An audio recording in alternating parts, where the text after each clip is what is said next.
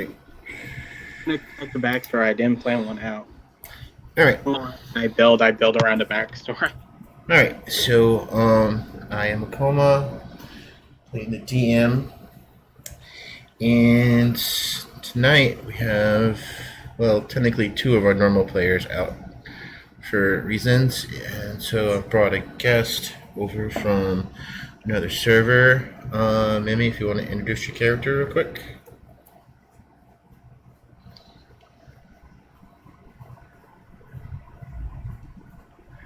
All right.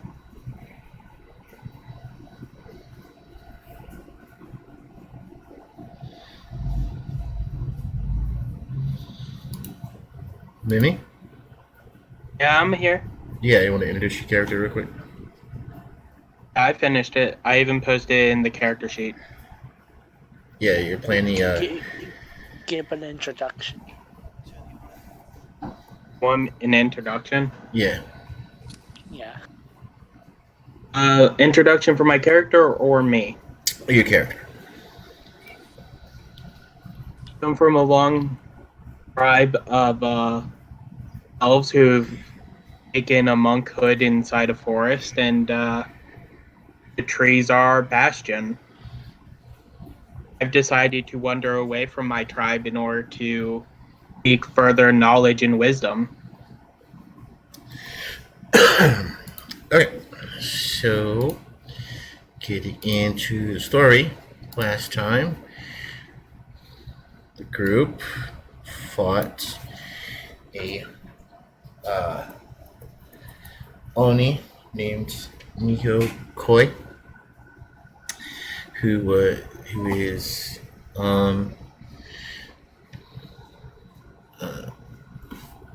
they have just defeated.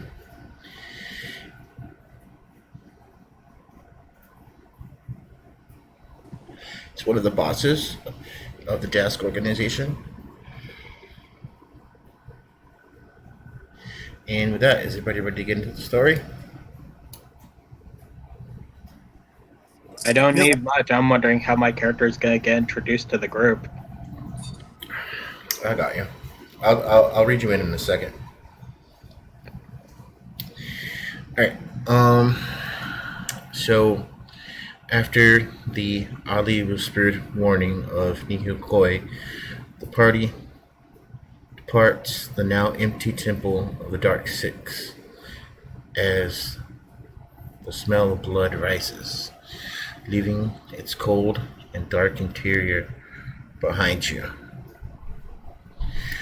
Alright, so Anzu, Baka, August, what do you guys do for right now?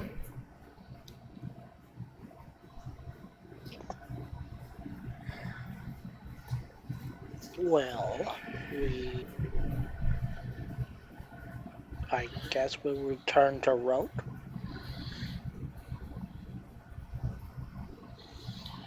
Yeah, I mean,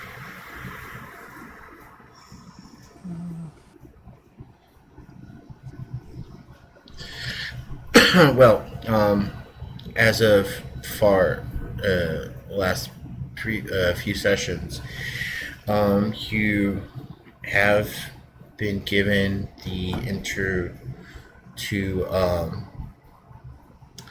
go to Aeranal.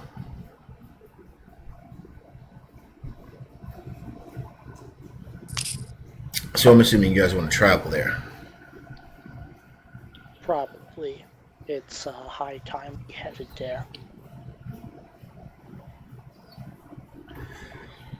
Alright, so given the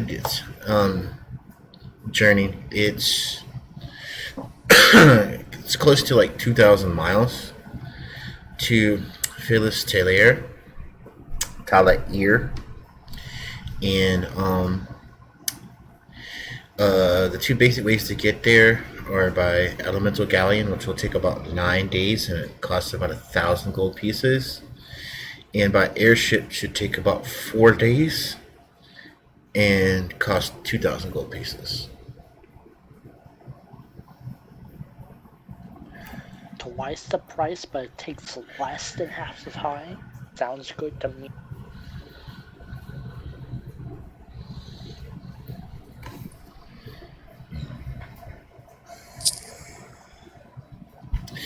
right.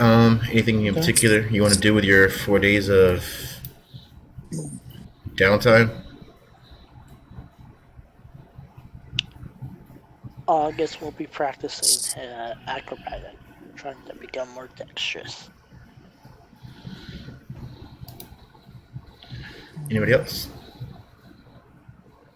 I'm going to be talking with Einstein, looking around.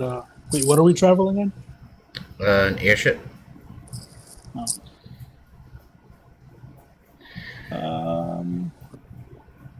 Yeah, I'm gonna keep Einstein in his room. I don't want to freak anybody else out. Anzu?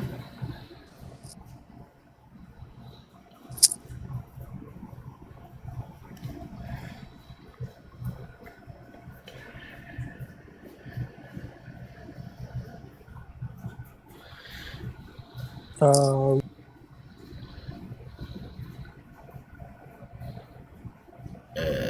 Anzu? We can't hear you if you're Can talking. I hear you?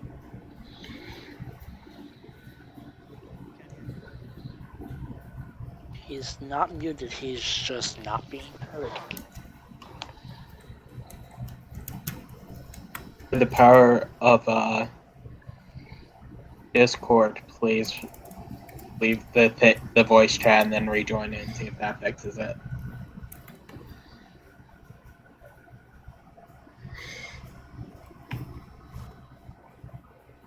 It did not fix it.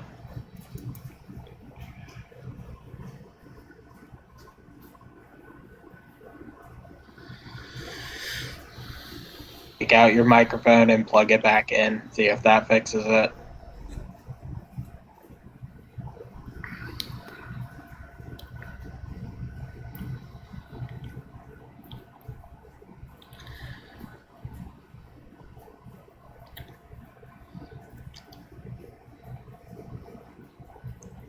Yay, technical issues.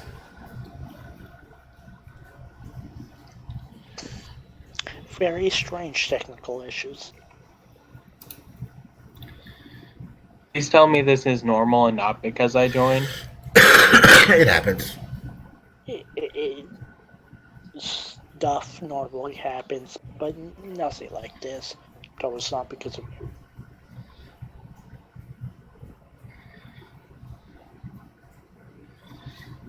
Still cannot hear a word you're saying, Anzu.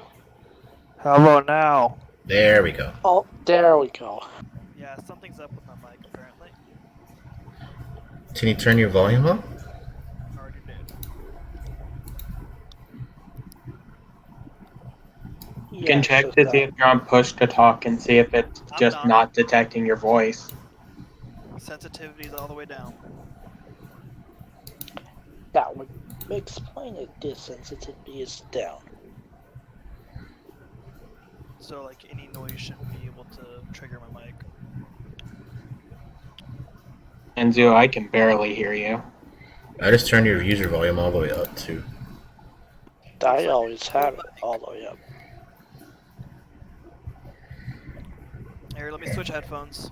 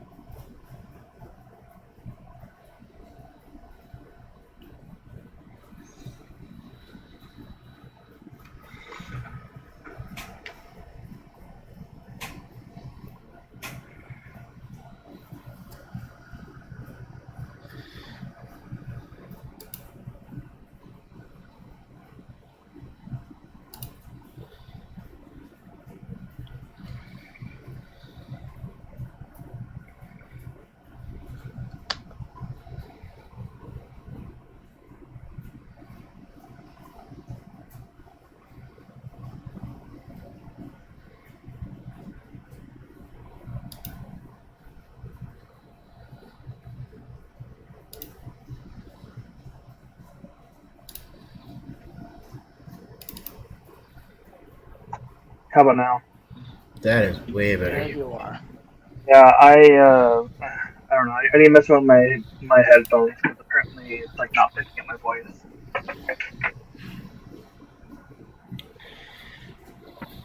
I just switched over to my Bluetooth headphones. Okay. I see. Alright, so you guys are journeying to the city of Phaelus Yeah, Talair. and I had said that I'll be meditating.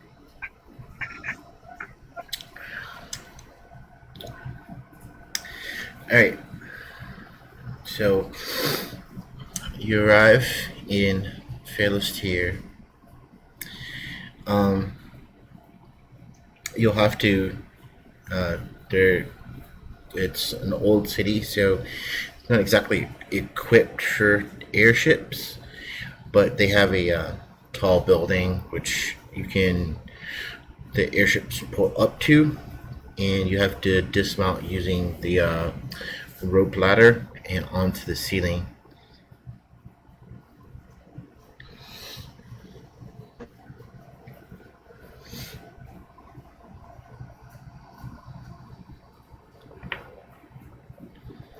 Welcome back. Alright, you guys are all leaving the airship. Yep. Sure. Okay, so as you disembark and the airship slowly pulls off, you see a sign. It's written both in Elvish and Common. States that you must register at the port registry. This building contains a port registry, and you just need to go downstairs. We'll head downstairs then. Alright, so you head down to the first floor, and behind the desk is a small, thin elven woman. Her hair is almost green, and her eyes are a golden color behind the glasses she wears. Regardless of how she looks, she regards the party very evenly. She speaks up and says, "I am Tamil. How may I help you all?" We have come to register. And good food. Alright.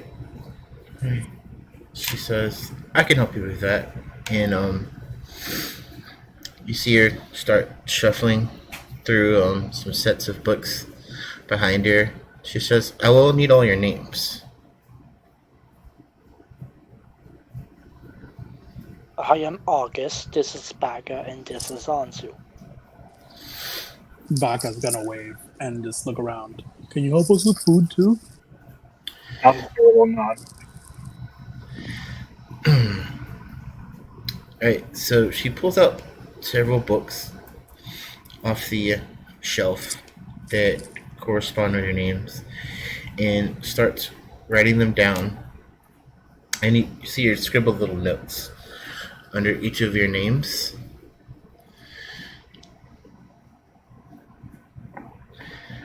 And she says, "You guys need somewhere to stay?"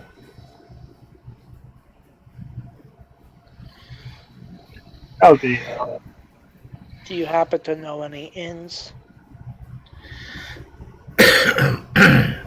The Ilion Tavern is not far. Could you give us directions? Alright, so she gives you directions to the tavern and tells you, she asks, "What's your reason for your visit here?"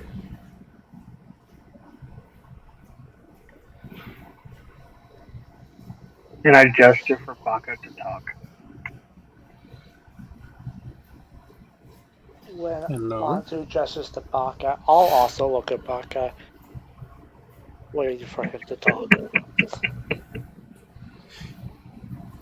My coma cut out, so I couldn't hear anything. Yeah, she's asking the reason for your visit.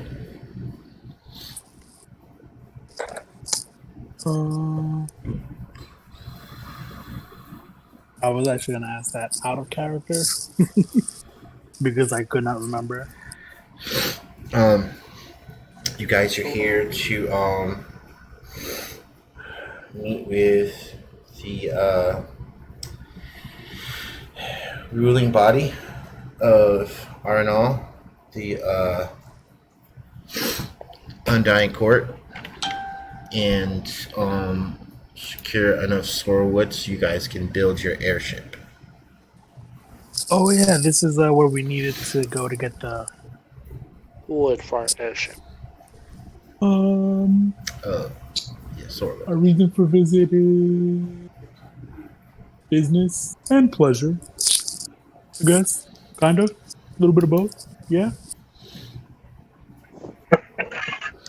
She looks at you sternly and says, "Be in your best behavior." And we're just going to assume. I'm gonna actually act like Luclin is actually with you guys. She looks at Luclin and says, assume you'll be going to see your cousin." Yeah, that's what we're gonna do. Well, Yeah. while you're here, you may also visit the other notable locations of Daleen Forge and the Mayor Crossing.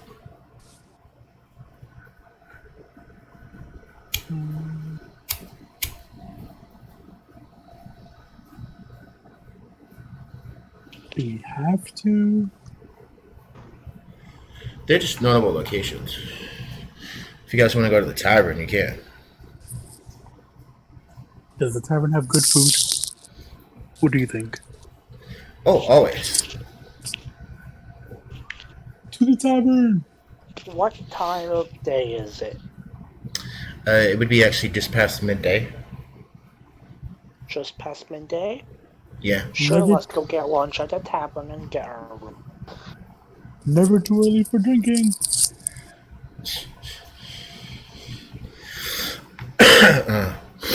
So, as you pass out into the streets for the first time, the streets of Fearless Talair are much more quiet than you're used to.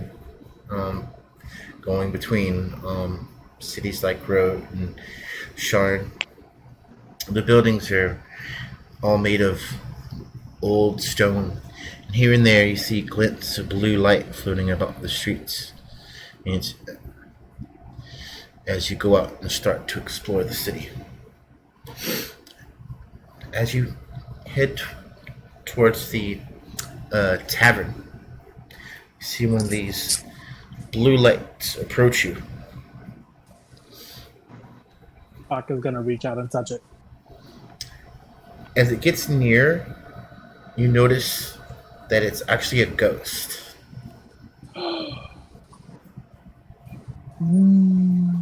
Oops. Persona, is this you?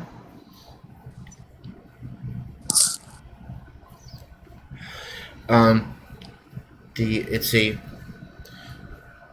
fairly beautiful, the ghost of a fairly beautiful elven woman. As she approaches, she actually smiles and waves as she passes by. Baka's gonna smile and wave at her.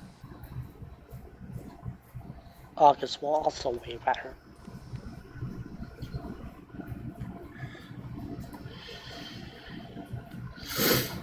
So, you pass through a few streets, And it becomes pretty common seeing these pale blue spirits pass you by. And before you know it, you're in front of the Ildilian Tavern.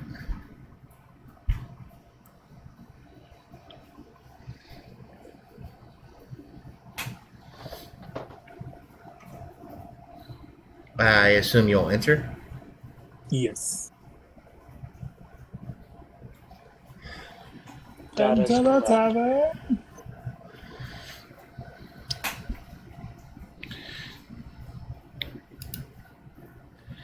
Oh wait. Nope. Alright, Mimi, I suppose you're actually here. Alright. And you'll see the group enter. Should I be playing my instrument quietly in the corner? If I've got one. Alright, everyone else, when you enter, what you see is actually it's a normal tavern, but there are almost as many spirits there as there are living folk. And behind the bar itself is a couple of poltergeists mixing drinks. So kind of like Harry Potter status. Oh, very, yes. Oh, Harry this Potter, is a yes. ghost town. Quite literally. Well, I like it. thanks to Luclin actually being a high elf, this is actually quite common.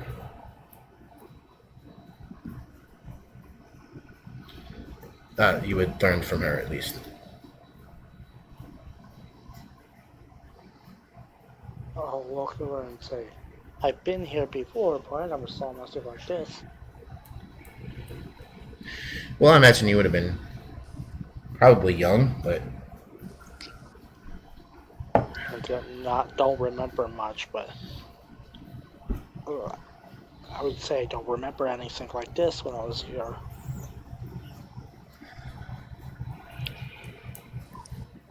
well, this town is actually the town where most the port of entry for most foreigners.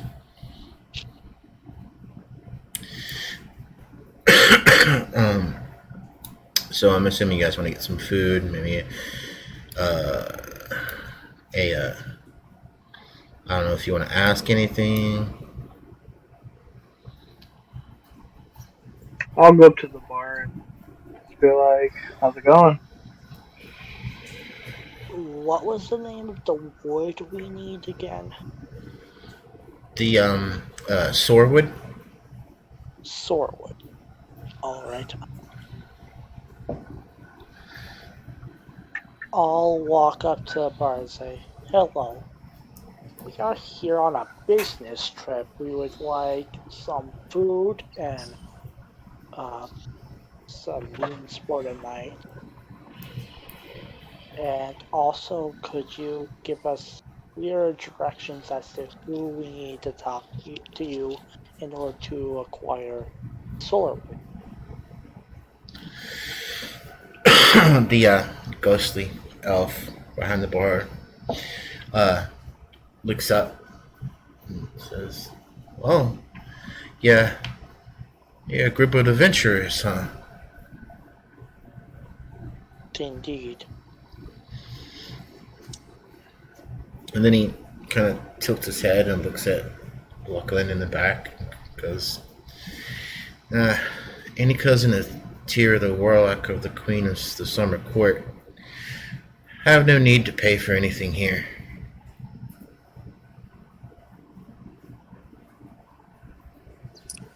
Friends of who?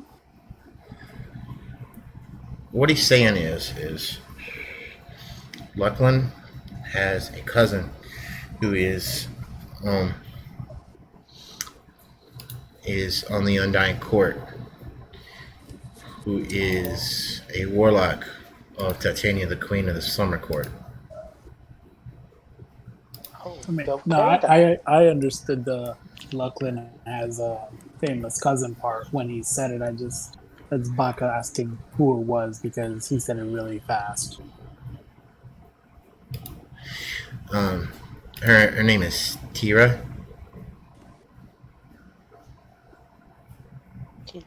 All right then. Well, look at that. Lucky's got fancy family. Just like me and Ventus.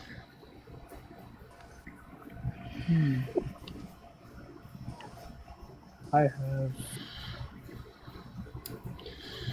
no family. That's cool. You'll find yourself someone. So, the bartender looks around. So, here for Sorewood.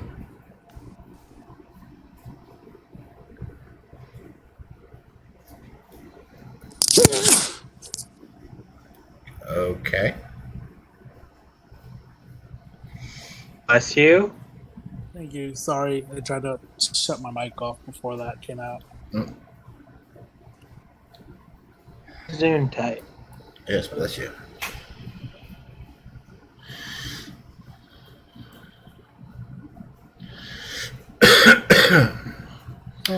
Yeah, Sorewood.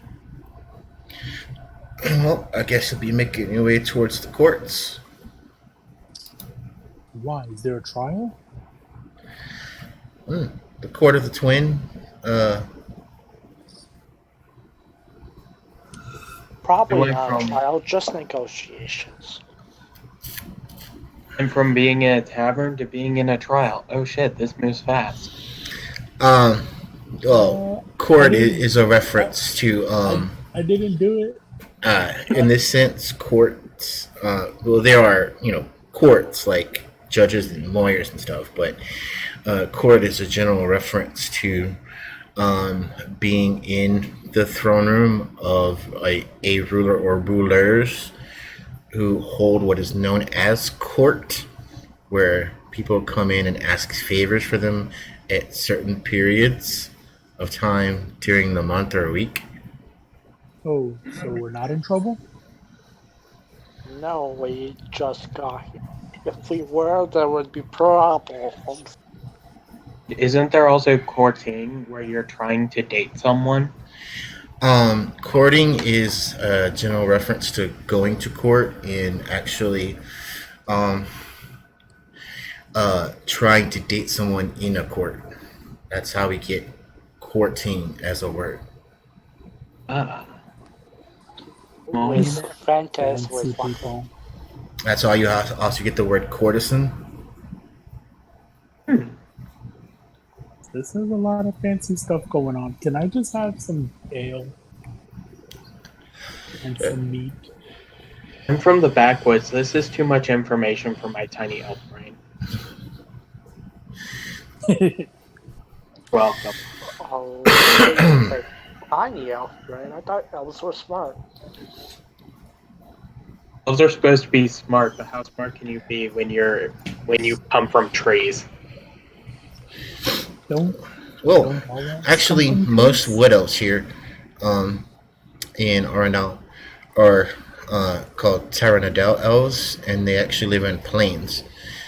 Just from the city you're in currently, they live just northeast of there.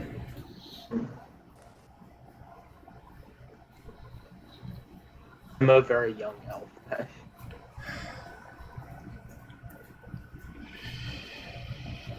It's okay. Eberron's a little bit different. So it's very different from what I'm used to. Yeah. That's alright. Everything's flipped on its head, so don't. It just, kind of go with the flow. With the flow, I'm having a good Ventus is time. also as a dragon, for example, and she's an ancient dragon. We fought alongside her.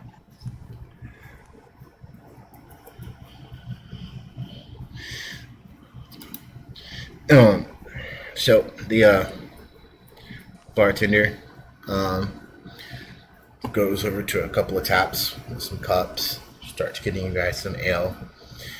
Yells back, "Dearie, need some plates of food in here." And another ghost from the back floats out with a few plates of food for you guys. Is there meat Oh on my yeah, plate? yeah. Baka doesn't speak to anyone and he just digs in.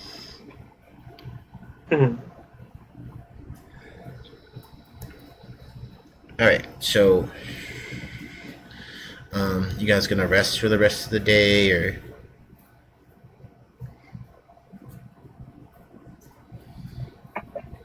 I'll just be in the communal part, just kind of watching everything while I rest. I'll socialize, I guess, with the elves. I'm a half elf. I'll try to get along with my distant elven brethren. Is there a dartboard in the tavern?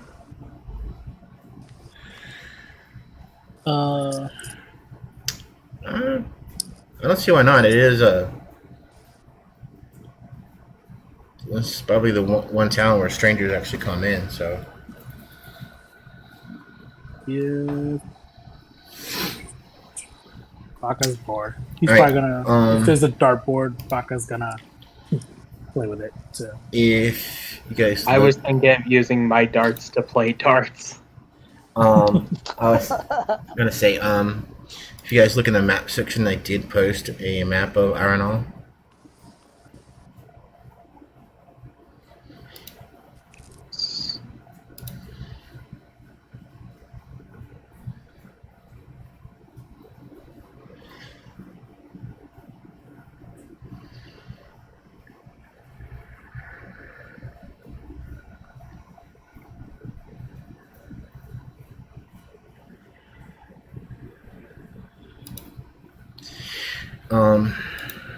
That being said, there is about a day's travel to the capital, Shea Cyrodiil, and it's also a day's travel to Shea Mordai, the city of the dead, where the Undying Council rests. That sounds awesome. yeah, Yeah, the Undying Council. They use necromancy to be immortal. I mean, Yeah, I should. they're essentially what are they called? Are they just eternal ghosts who pay for the afterlife? I'm pretty sure there's something like pseudo-liches.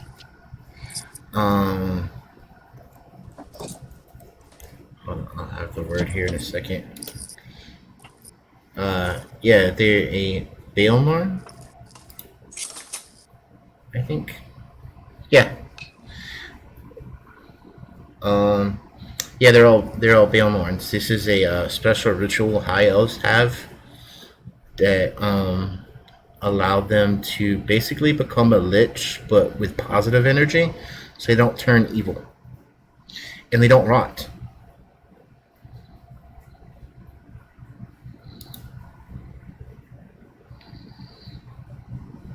That's interesting.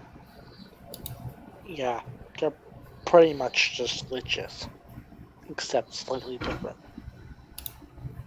I wonder if my race can do What else in Eberron are a very warlike race. that. Fuck. In fact, they were instrumental in taking part of another country, taking over part of another country during the last war. I am the wood elf that is not the fighter for some reason. he wanted peace. Oh my god, I could just be ostracized from my race at this point. All right. So you guys gonna get a long rest and head out in the morning, or are you gonna do anything out here while you're here? Baka wants to do some shopping. Well, I'm gonna see if I can in the tavern for the day. I'll be socializing. Be trying to get people to play Dragon Chess. Okay. Baka, you're going shopping. What are you going shopping for? I really want to see if there's anything here they wouldn't normally find in other places. There's plenty you wouldn't find in other places. Anything Um, special. well, I mean, there is for equipment. There is the Dalian Forge. the what? The Dalian Forge.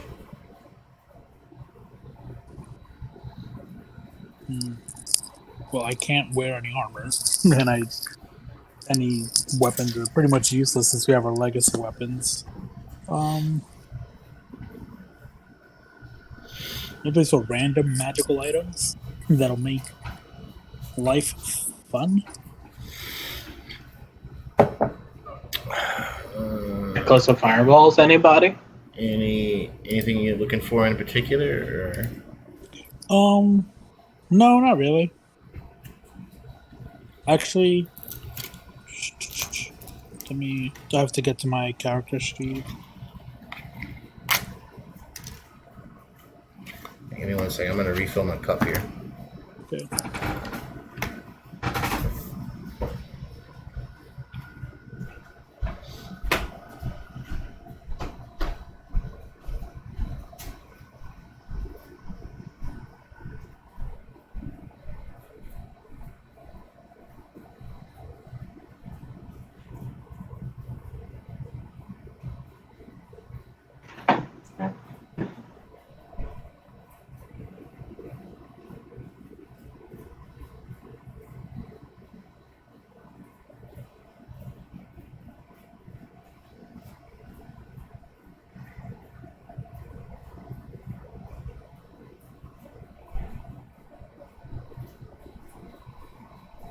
If D&D Beyond would be so nice just to let me log in.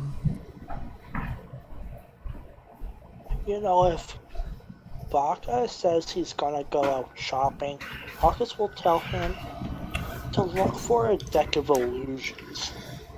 Okay, I'm back.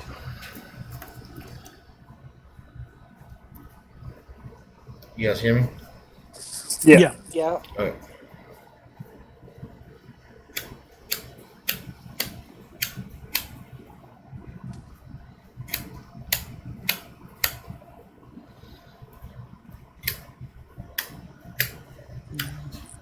Sorry, I'm having trouble logging into my character sheet. I was having trouble earlier. I couldn't save any of my freaking but this works fine for me.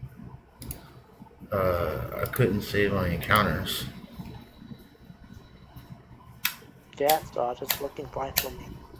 I guess I did have a thing where it was glitched out on my equipment bit. No, it's weird. It's like telling me to log in and to verify, and then it's sending me the email. But when I do that, then it just turns around and tells me that something went wrong. So I'm just like, okay, well, I wonder if Forget technically me. it's down right now. I don't know. It's working fine for me. Most of it's working fine for me, but I can't save my freaking encounter. Could be an issue with the ad block confliction. If you've got ad block, it can affect D&D Beyond.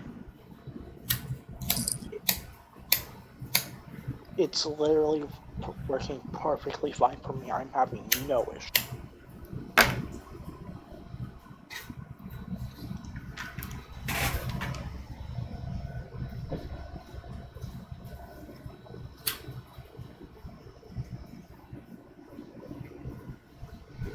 But one thing August would tell Baka to look for is a deck of illusions.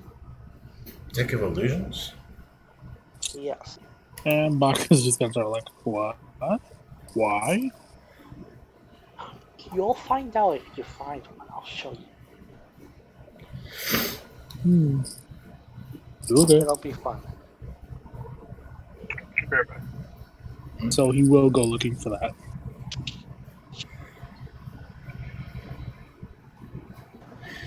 A deck of illusions? Yep. I just want some fun illusions to throw out. Deck of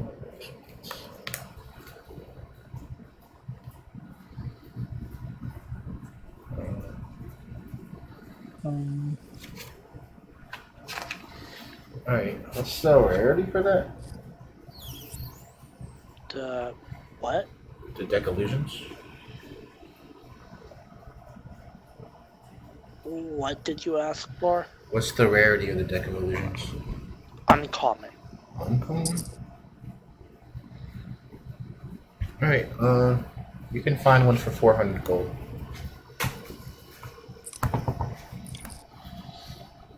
I also would have told Baka to not worry about the cost. That's not a problem. yeah, I'll go pick it up. He's like, I don't know what he needs this for, but why not? I don't need it, but August has probably heard of it before and thinks it sounds neat.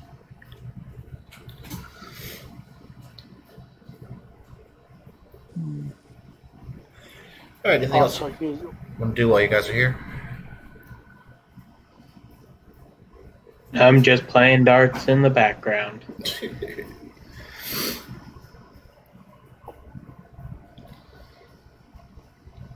Yeah, I'm not really.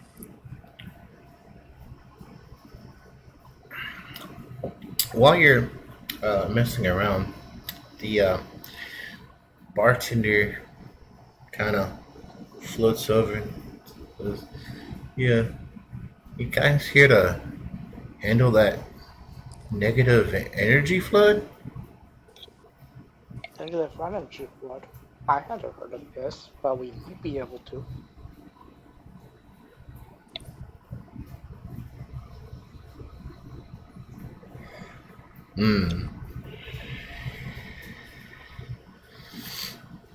He looks kind of concerned and then like floats back over to the bar.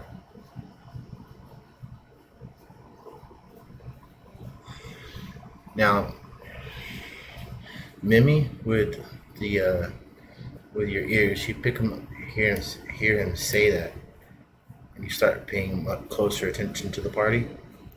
Hmm.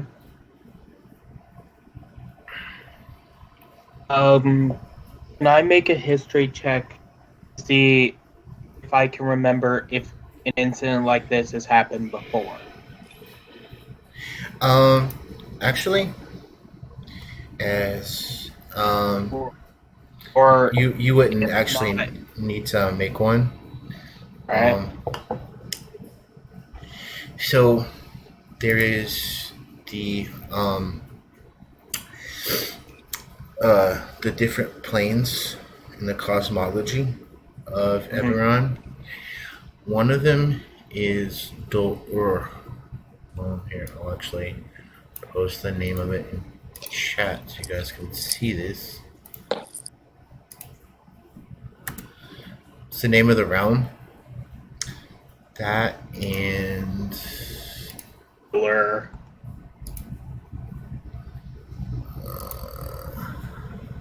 where's the other one? Oh, this one. Aeranal is actually a really special place. Now, Eren is the plane of positive energy in Eberron, and it is really close to Aeranal. And there's a connection to Eren underneath the city of Shir Mordai, which helps sustain the Deathless, which is mostly the Undying Court. Do'ura is the plane of negative energy. And once every 100 years or so, the plane of Da'ura, which, along with the other planes that are rotating around the prime material plane, comes close to Eberron, and negative energy from Da'ura floods into certain places. So this would be something you know. Okay. Would I know of a possible solution or where to seek out a solution? Um, the Undying Court would be probably aware of it, but um, you would need a flood of positive energy to destroy it. But someone needs to go there to do that.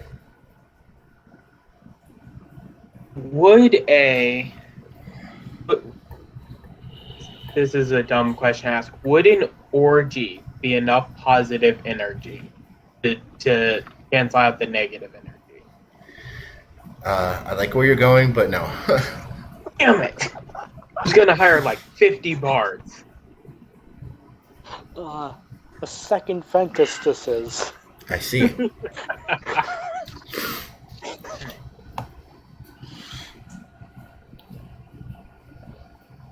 Okay, would...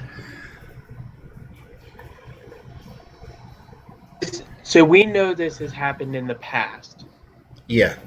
Would there be any recordings of how it was solved in the past?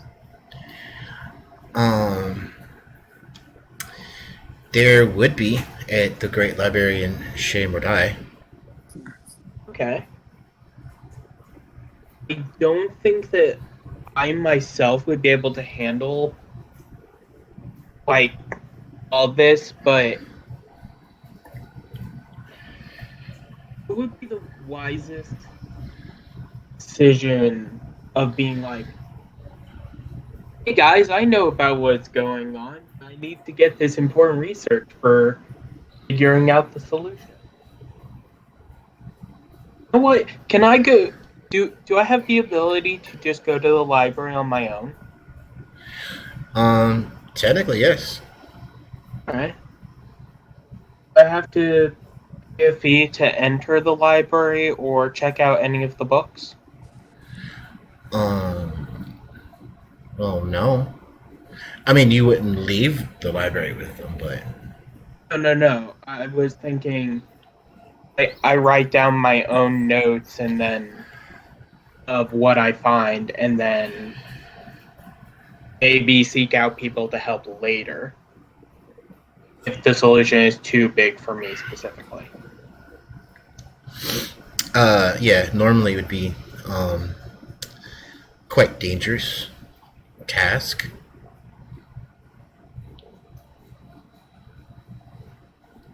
Because what I'm hoping to achieve is I'm thinking that if the solution has happened in the past and this happens regularly, not only would it be recorded, they would tell us how they solved it, how many are needed, and whether or not the upper echelon of elves knows how to solve it already and already has a plan in place. They would. I don't think it's wise to just jump in half-cocked, hire some people and stuff like that. So this has really piqued my interest. I think I'll go to the library and study this.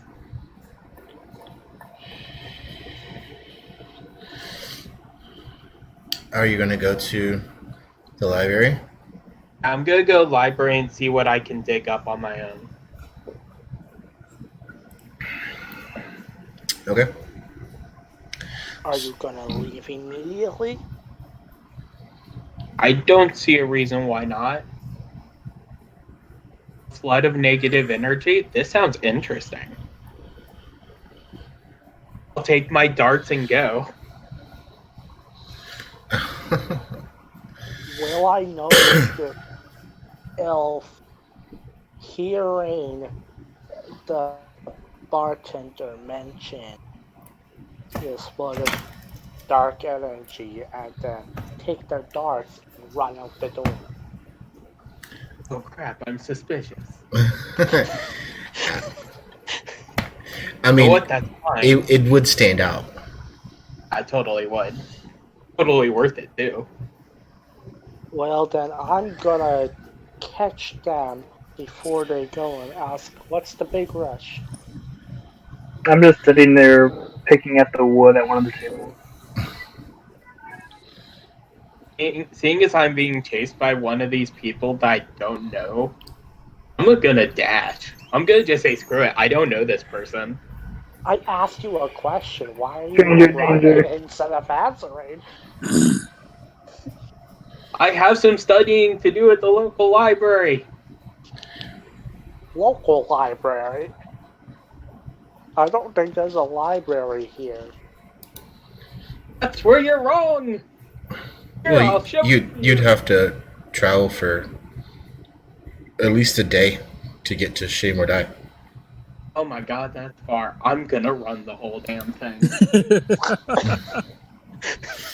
We will do this 60 feet at a time, or however fast my monk can run. Okay, how fast can my monk run? Okay, it's got a speed of 60, and then if it dashes, that's 120 per 6 seconds. I'm gonna... Let's see. Are you fast enough to catch me? No, I no. I might have a trick up my sleeve. Do something. Let's see. Also, just to let you know, I do have the mobile feat. So, difficult terrain does not bother me.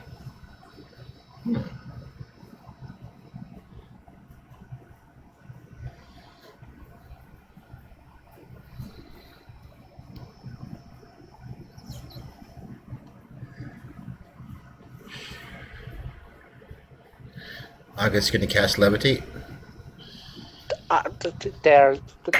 That's the thing. Yes.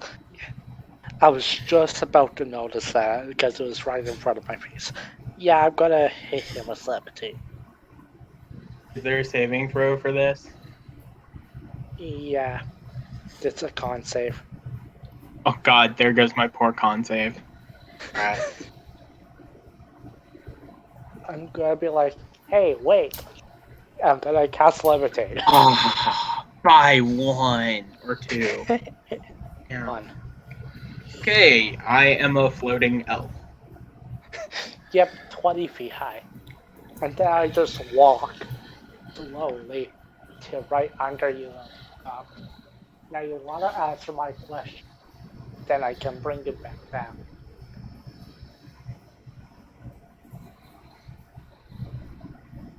I'm running to the library because I know what you guys...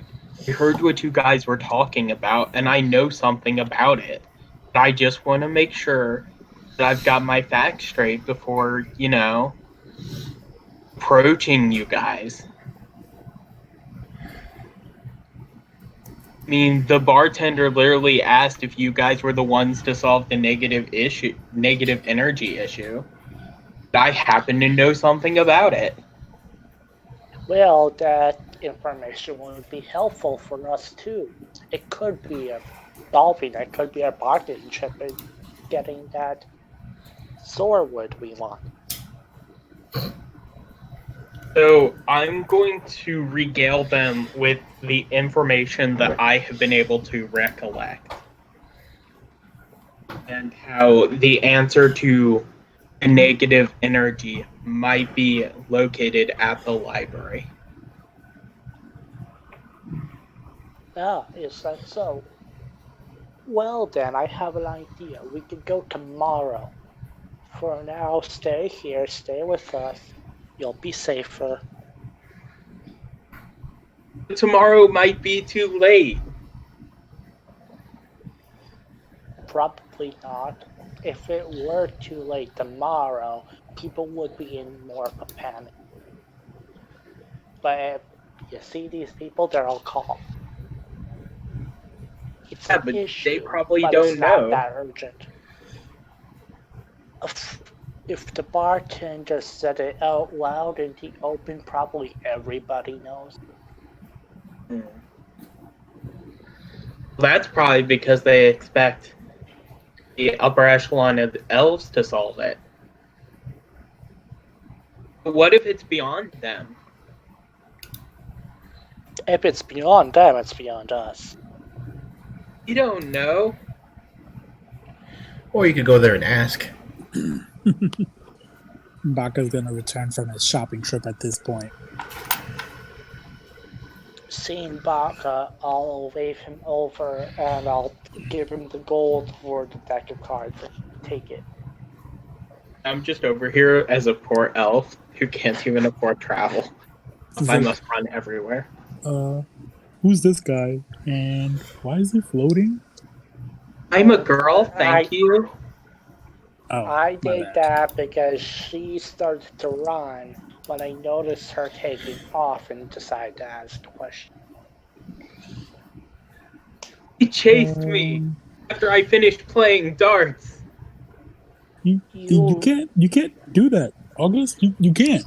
She What if randomly just left the tavern at quick speeds the moment we spoke about this flood of dark energy, and she wouldn't stop to answer my question. But what if at the moment that she remembered that she left the Stove on? house was gonna fall down? We just got here. You can't cause problems. That's my job. I did it on purpose. I just wanted to ask her Miss, where did she you was leave going in is your such house a on hurry. fire? I actually don't know. And now that you mention it, I don't remember if I turned the stove off. Oh, very funny.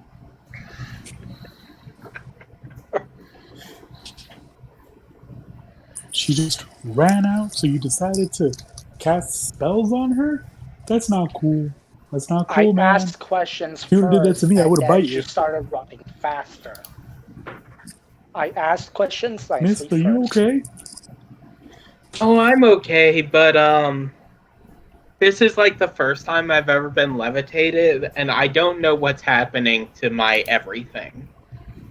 Oh, don't worry. I can keep that covered. Don't worry.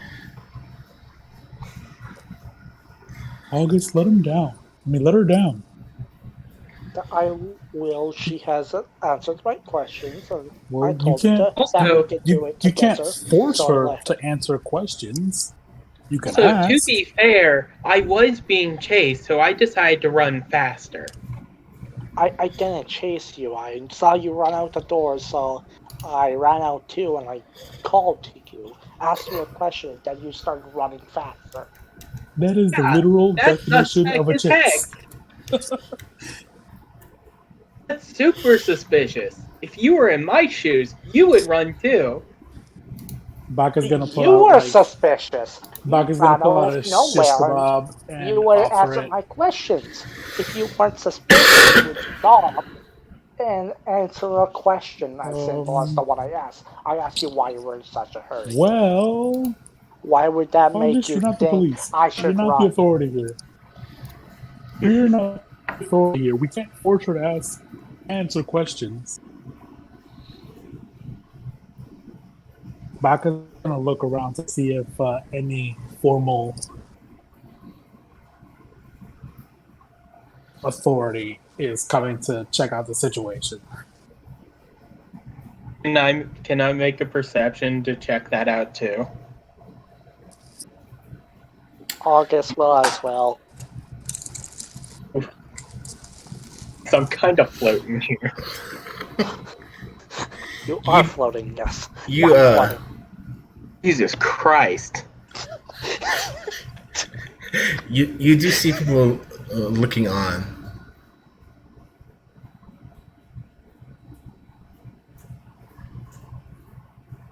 remembered how to do a perception check. Yay.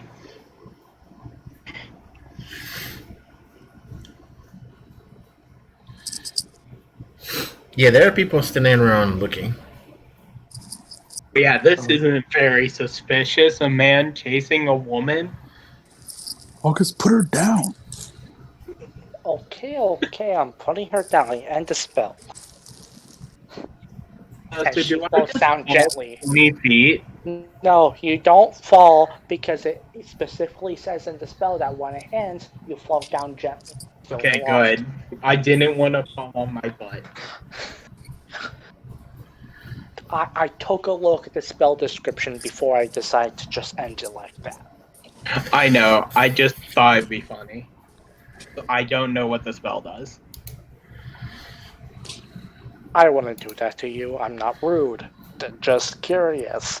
You started running. Curiosity caused you Casting a spell on a random person just because they ran is very rude. They were suspicious. To you, you're suspicious. We are both suspicious to each other. Is that fair? Oh no, I can't even remember what race you are. Who? I guess I can't remember what race he is. He's I don't know. Half elf. Yeah. Okay, And that's Baka's fair. a turtle. Technically, he's a dragon marked half elf. He's part of House Lorander, which does a lot of work between Vailnar, Aeranal, and helping elves and humans try to like negotiate and especially helping half elves trying to fit into society and things. They also own all the elemental galleons and airships, or most of the airships, anyways.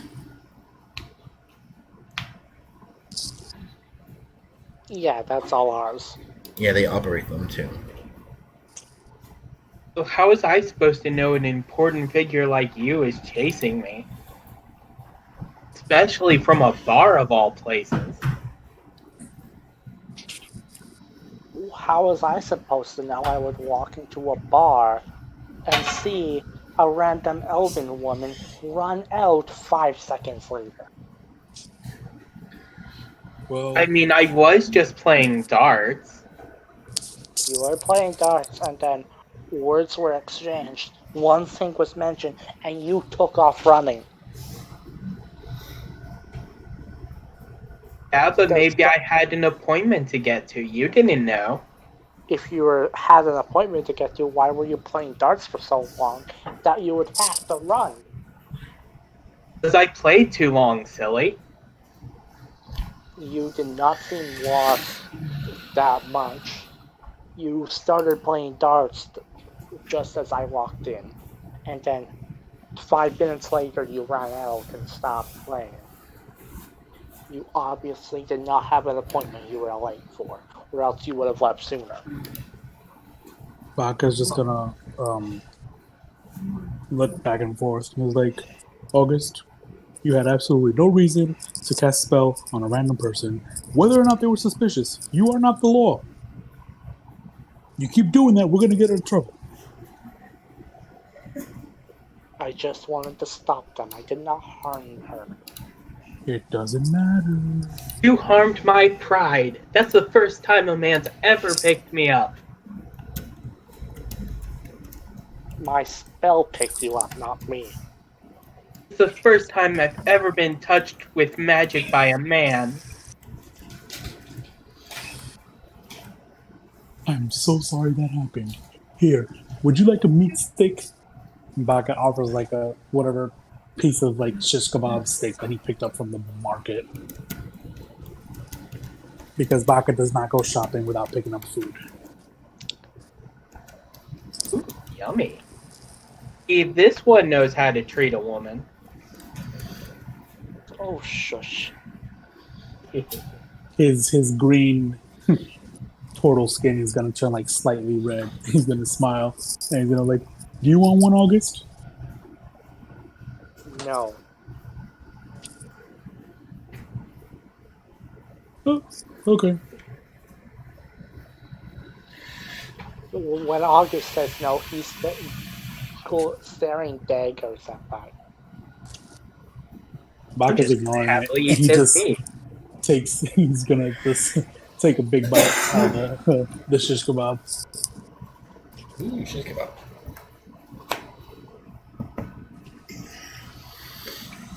So, we made a scene in front of the middle of Did he have basically reason to be town. suspicious? Lost a person. Welcome back. Here's a lighter. Really?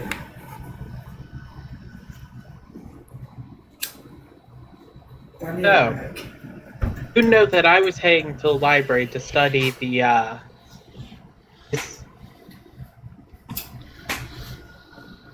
I know that now. We can go tomorrow together as a group. Okay, but you're paying. Fine by me.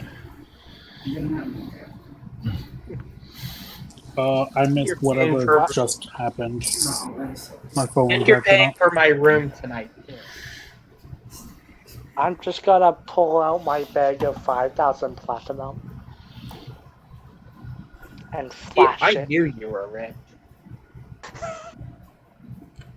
We're all rich. Except me, I only We- got 10 gold. Well, you're not rich, but the party we all have at least Yeah. 5,000 platinum to our name. Jesus Christ. I have 24,000 gold. Not to mention what you guys have in the bank either. That's 10,000. We have 10,000 in there, at least 5,000 platinum on each of us. So we have like 260,000 gold at least. Wow. We do a lot of Yeah, side jobs pretty for damn big it. name clients. That's very true. Like the King of Breland. Dude, I should have been a wizard. We Just your come pretty guys' highly money recommended. was to Oh yeah, make spell scrolls for you guys. What? Should have been a wizard. Then I could have made spell scrolls for you guys. Only if you knew the spells. all I right. would only know the best. So you guys are getting a long rest, and then to hang out to Shea Mordai. Yeah. Yep. See, Senor.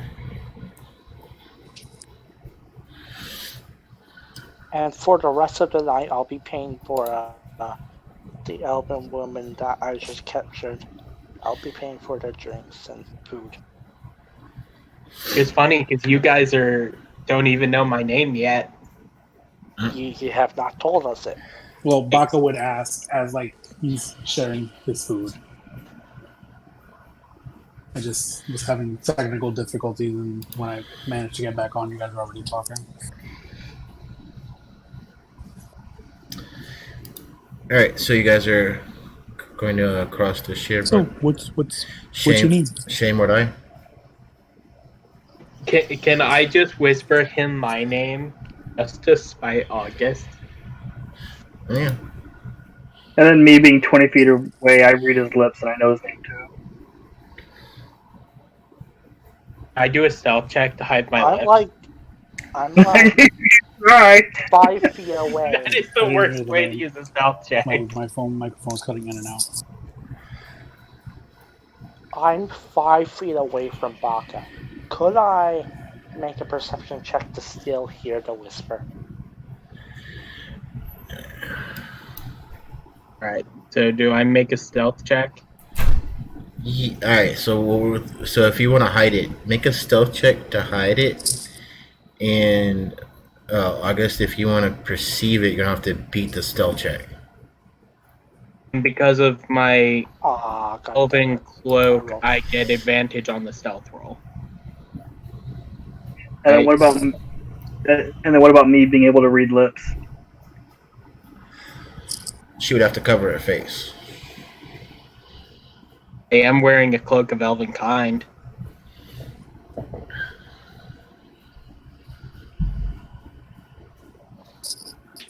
Okay, yeah, I do not hear ya.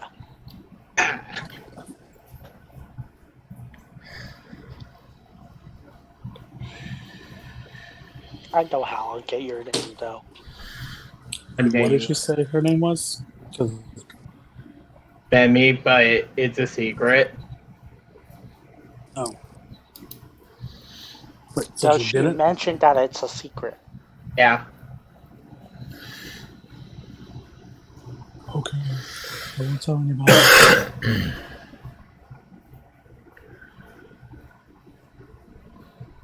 So what should I call you then? If it's a secret. You can call me that girl elf. Okay. So was I not able to see it?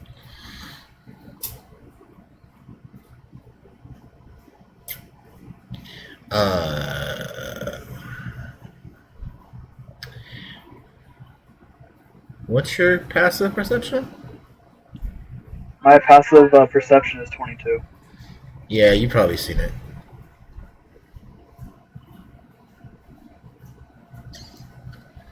Oh, great. So I'm the only one who didn't. The only one I wanted to spite is a success somehow.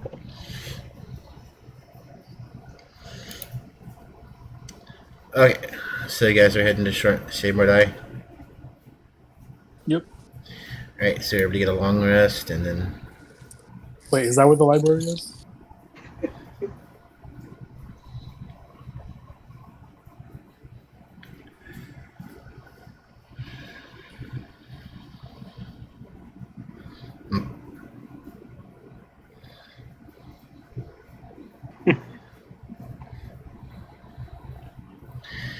Alright, so you get your long rest, and in the morning you get directions to Shame or Die, which is almost due east of Fles Tala Ear, and cross through the woods, over the rivers, and as you meet the second river and cross over, you follow it northeast until you reach Shame or Die. And I remember how it got its name. It's literally like Elven for City of the Dead. Works for me.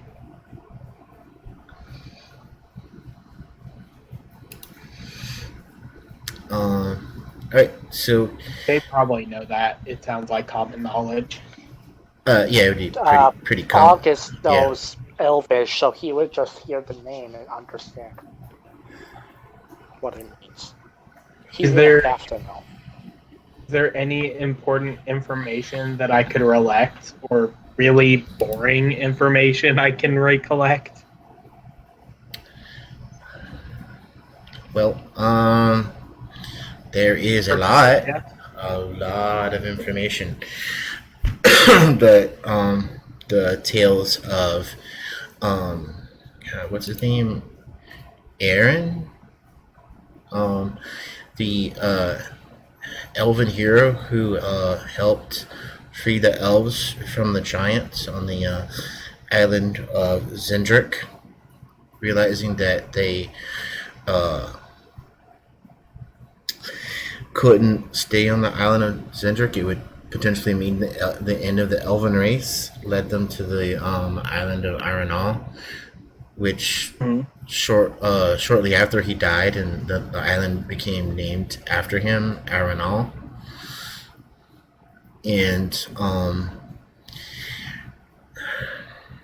well, the city of Shame or Die is the spiritual center of Aeranal, with the great temple, the great library, where all the names and deeds of all elves that are born on Aeranal and lived in Aeranal are recorded. Their entire life history was recorded in books there.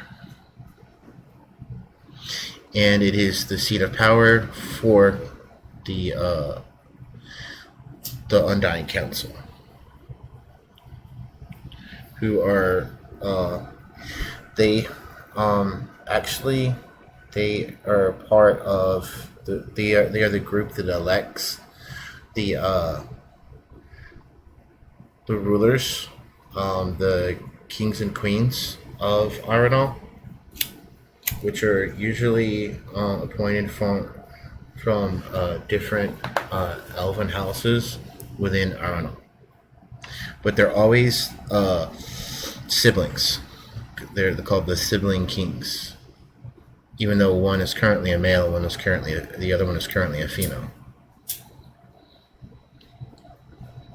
I'm going to relay this to all of them.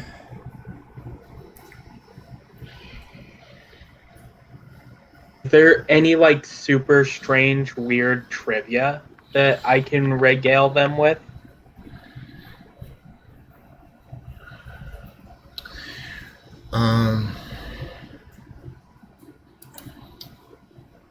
There's a woman king? Is that normal for you land peoples? It would be quite normal, actually. The kings and or queens of Aerenal are elected by pretty much from common folk. There aren't really noble families within the elves of Aerenal. Everybody is considered pretty much equal. And if one of the sibling kings dies, the other one steps down so a new one can be elected. Basically, it's less of a kingship and more of like a presidency. Or like a prime ministry. So, as you all get into the city of Shame or Die,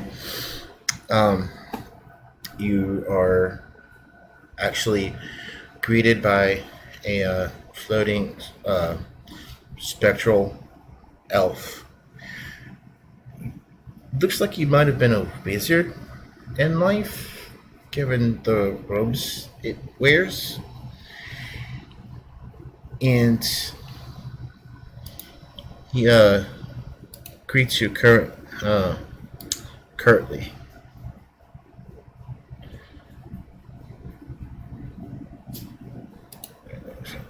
I greet him in return.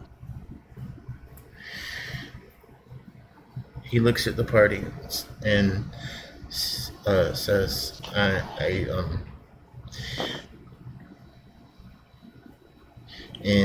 he looks at Luclin in the back and says, Tira of the Undying Court has invited you to the Great Library. Well, look at that. We were saying we needed to go to the library. Ooh. Word has preceded you. This is why you wanted to wait a day. Because you knew you would get the royal treatment, eh, August? No, I had no idea this would happen. I chuckle slightly. Just gonna look at him shocked like, what? Oh, I have to I just wanted to make sure post we a handled what picture we had to in town. here Just- of Shame or Die.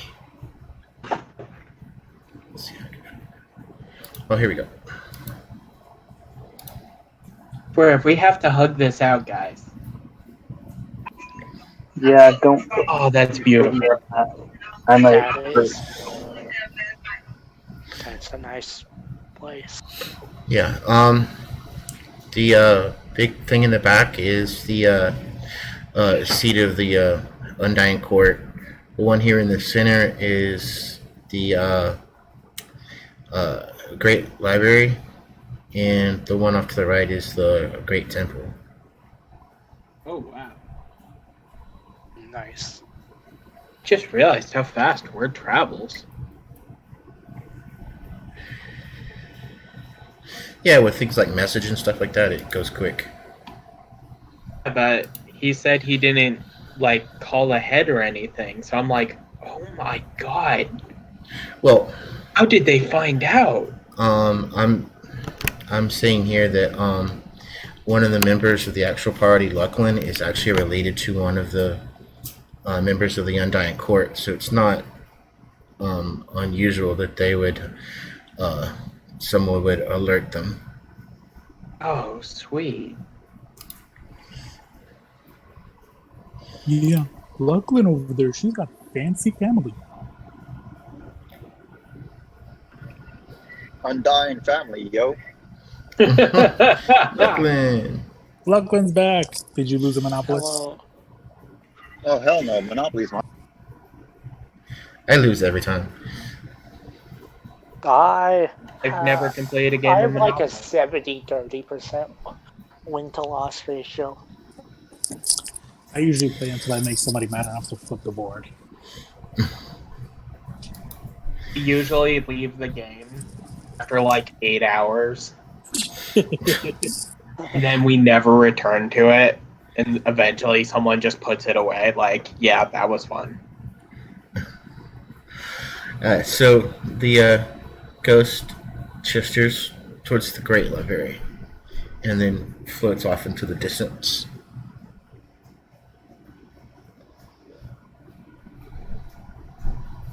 August will head towards where the ghost pointed it, to the Great Library.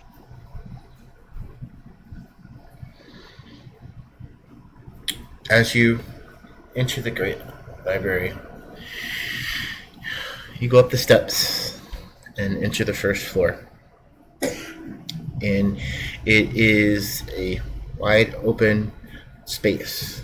And the floors above you, you can see different floors and the banisters that surround the inside. And around the edge of the walls, there's stacks and stacks of books. The bookshelves themselves are so tall that you need a ladder to get to the shelves on most of them. Anybody got a mage hand? I do. You think this place has librarians? Or do you think this library is magical? So, as you But I enter, don't. another ghost comes up and says, Tira is waiting for you. And it gestures for you to follow it. At this point, this is run of the mill for me. I'm just gonna follow it. If somebody says follow, I follow unless I'm suspicious. So, it takes you up a couple of flights of stairs. And at the top of the second flight is a great door made of very hard looking wood. And you see carvings of great elves fighting the undead. Can I see? Can I look at that and see if that's my tribe of elves? They're mostly high elves.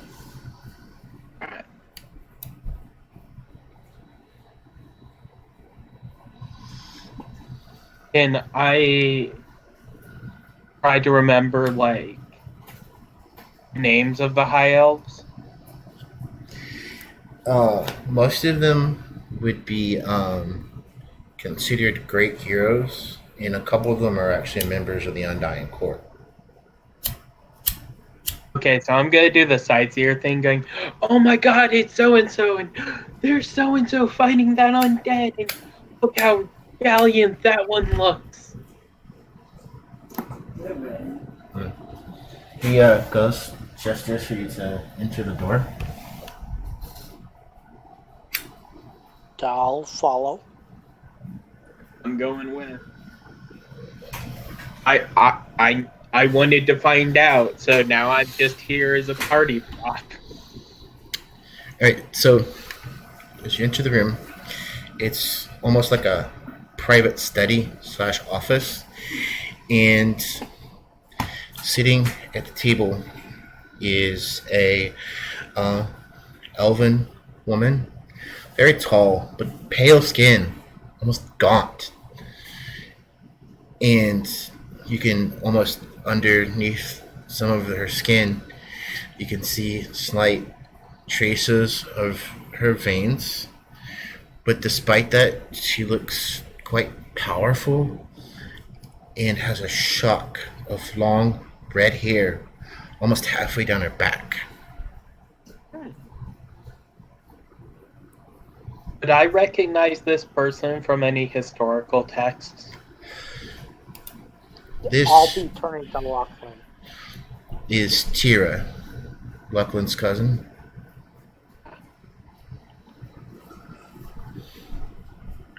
It's another important figure we have met now.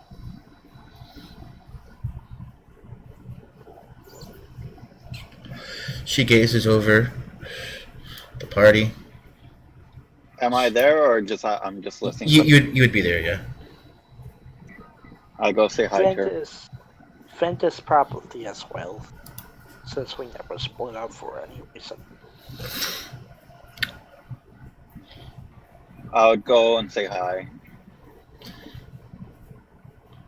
She smiles almost wearily, but she says, "Welcome back home, cousin."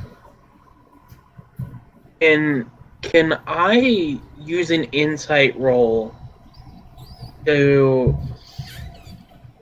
gauge her emotional status? Like, what is she feeling based on like how she's acting? Sure. Can I do the same on how she's interacting specifically to me?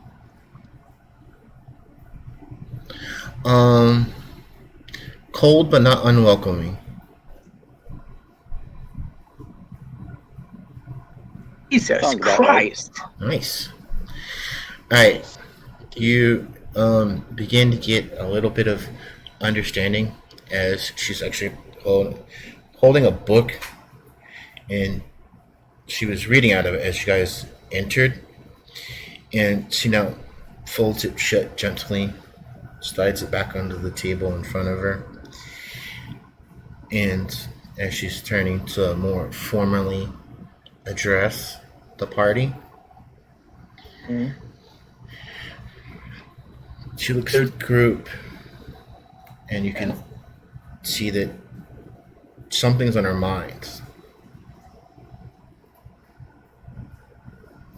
What troubles you, cousin?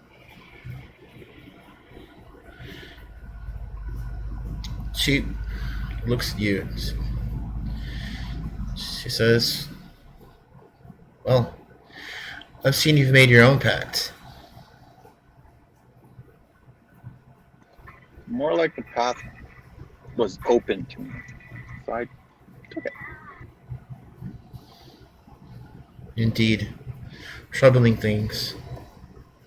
Yeah, you took it all right, just like you took me last night.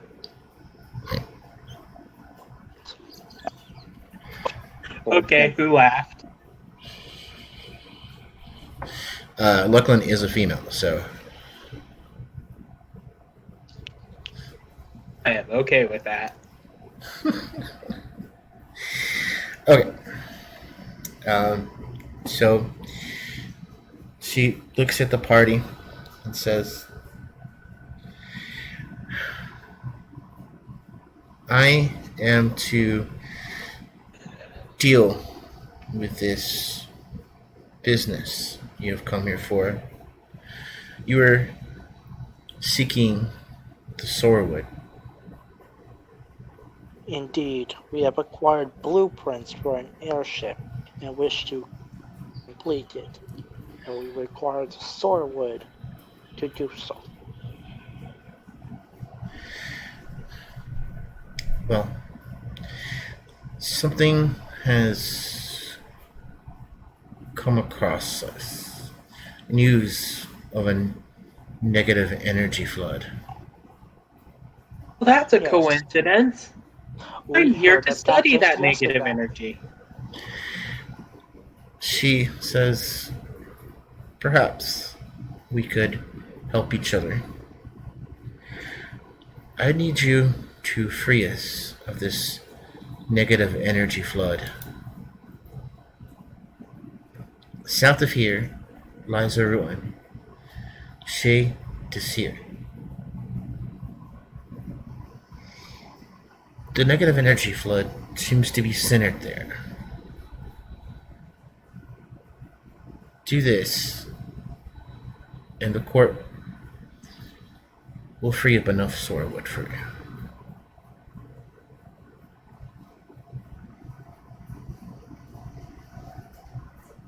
That sounds just perfect.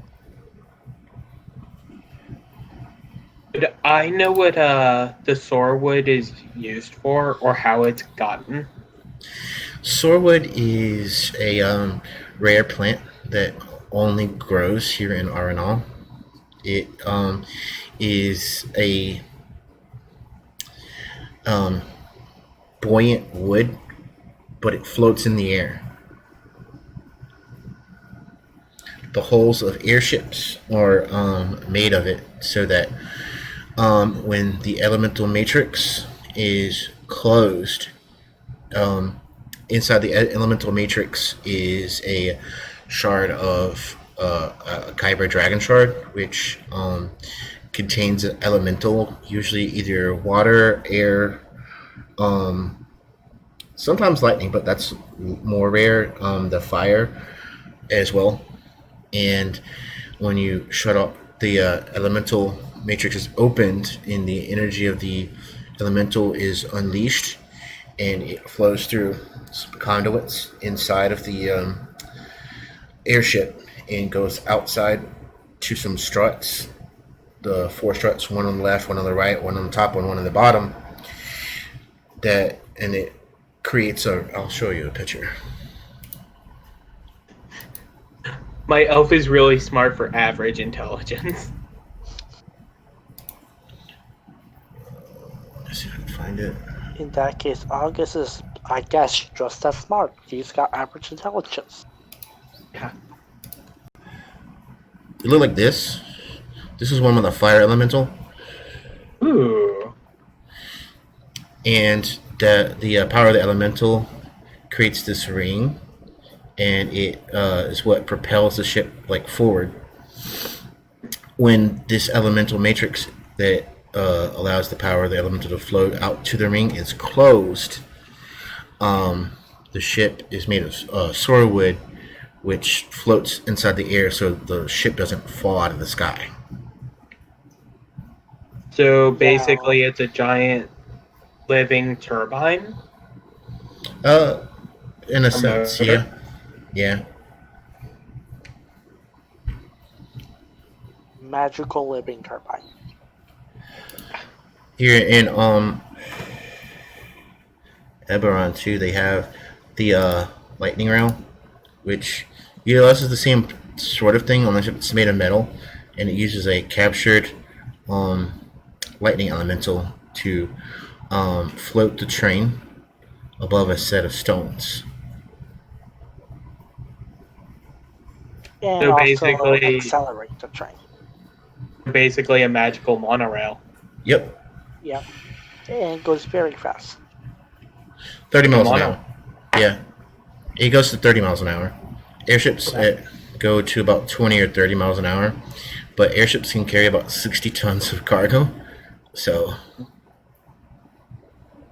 If I still had my tabaxi, I could outrun it. Yeah, but you would get exhausted very quickly. Oh yeah, definitely.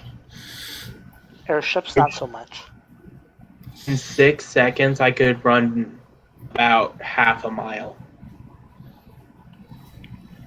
Actually, if you give it consideration to how a turn actually works, because I've given it consideration, you have your essentially 3 actions: your move action, your standard action, and a bonus action. So all 3 of those happen in one turn. So technically, each one is relegated to about 2 seconds.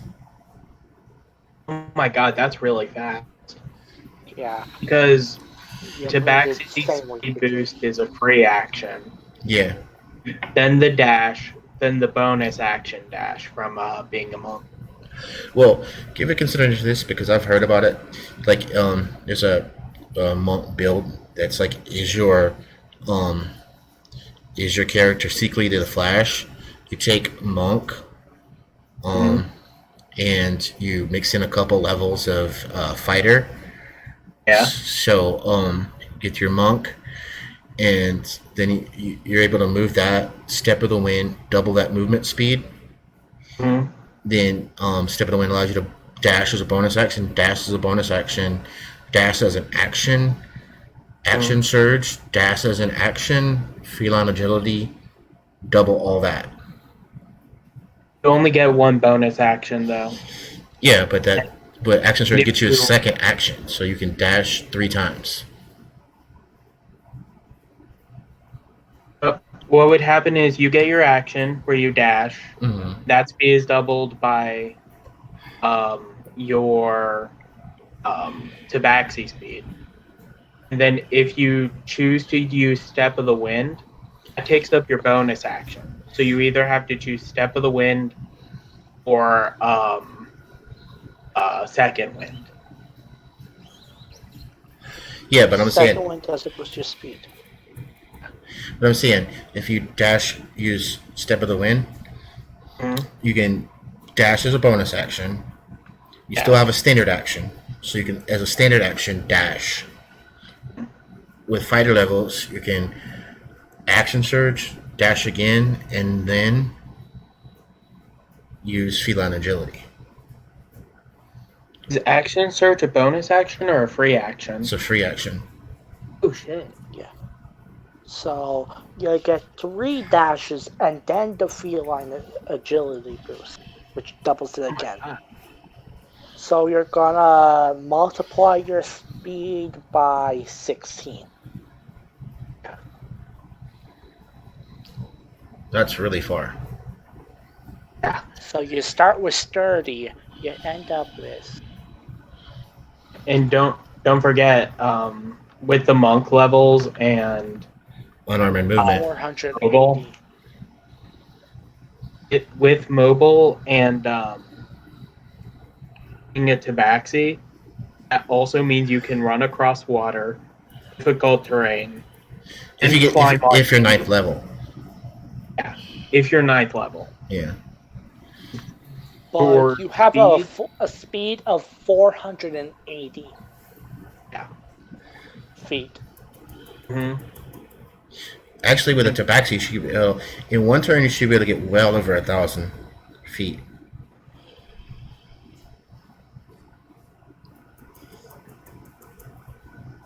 That's with all those multipliers added up from the base 30 feet.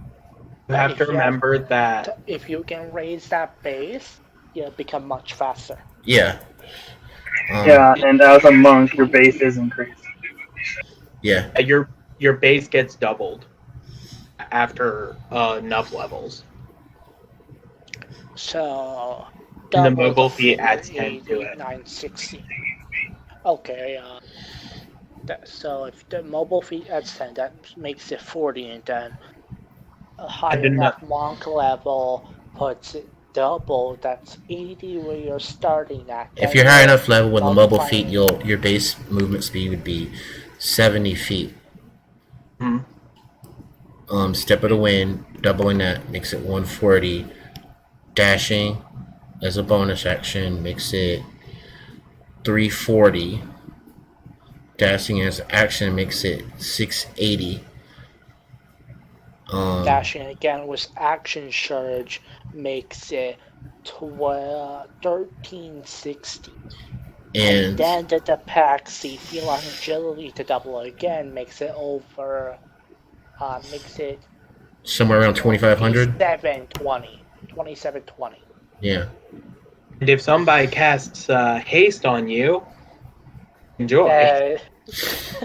There's nowhere you can't be as a Tabaxi monk. You're just everywhere at once.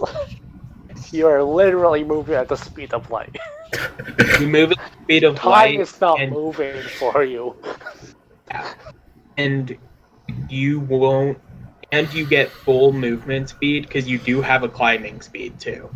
Yeah. Just get boosted. That's You why. just can't run on air. That's So why if you there's go a open drop, you fall. Oh, the funny part of it too is Step of the Wind also doubles your jump distance. So. Oh my god. You could probably just leap over those gaps anyways. And because I find it funny, you also have slow fall.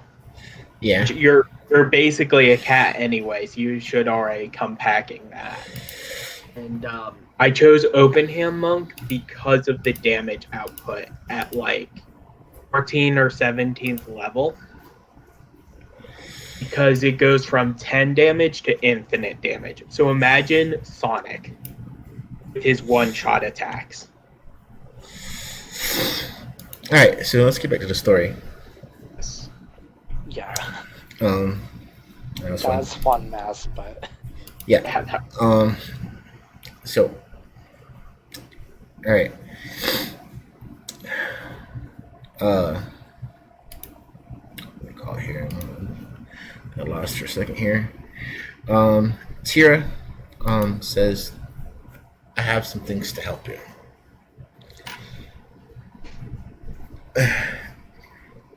And she goes over to a chest and pulls out 2 sets of armor and it's about the size of a grapefruit. It's a golden metallic orb.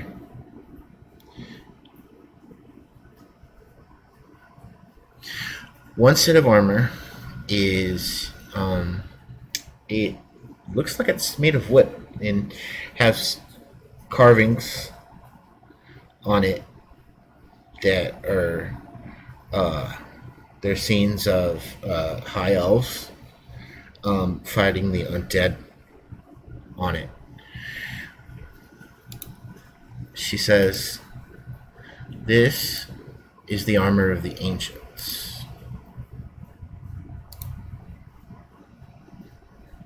Armor of the ancestors.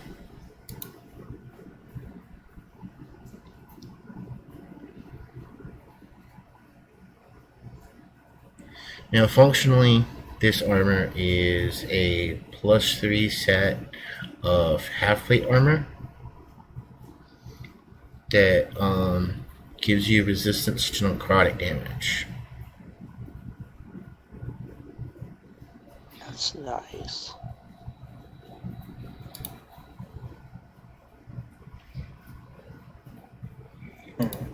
The other set looks like it's made of leaves.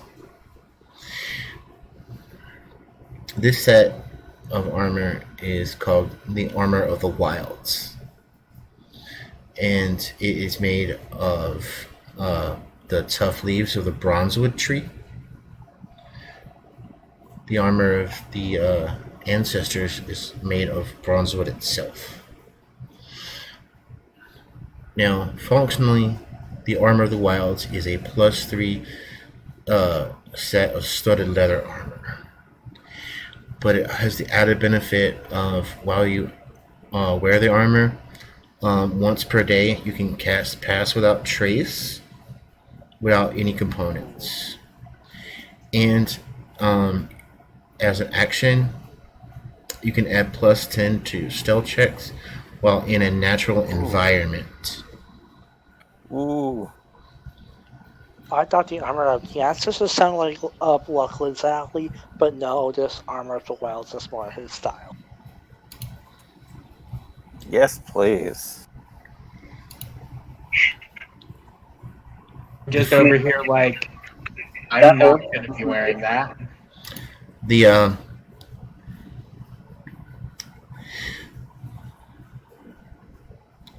okay, so the final thing she hands you is called the Orb of Aeran.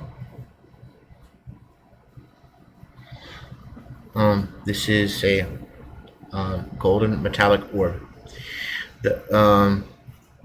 She points out a small rune that's carved into the surface.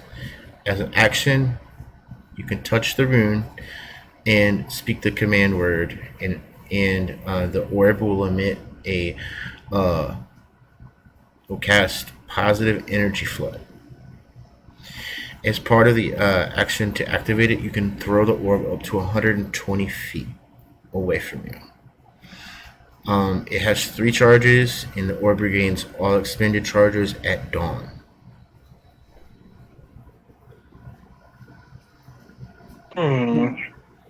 Nice. Luckily, you should take that. Or maybe our guest should. She states that as you when you travel south to Shade Seer, when you enter the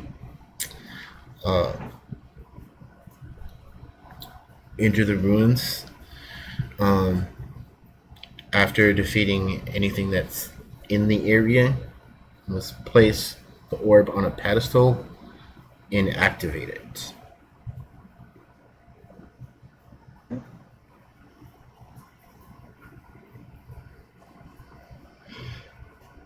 Also, while I'm here, I'll actually tell you what positive energy flood does.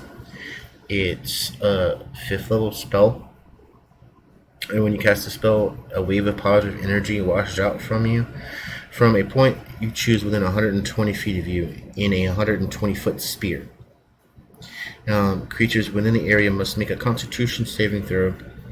On a fail, they take 5d12 radiant damage, or half as much on a success. Undead will take twice as much of this damage, and any creatures not hostile to you and are willing gain a number of temporary hit points equal to the amount of rolls. Any negative energy effects in the area are cancelled when the positive energy touches it. Nice. Ventus or Baka seems about right. What's the save though? It would be whatever your save DC is. Okay. Can you post that to the chat, because your mic was cutting up for me, so I couldn't really listen to the full explanation. I'll post up right now. The armor of the ancestors sounds like I'm the only one who can use it, so.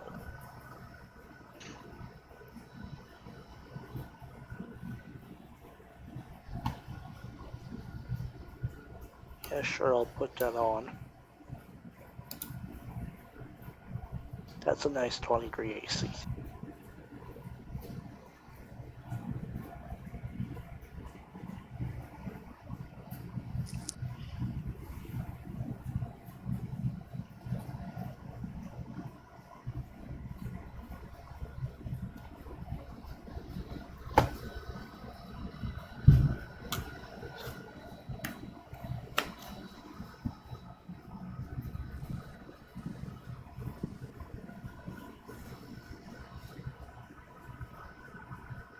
Okay, and then the armor was called what? The one I was going to take? The armor of the wilds and the armor of the ancient. I'm taking the armor of the ancients.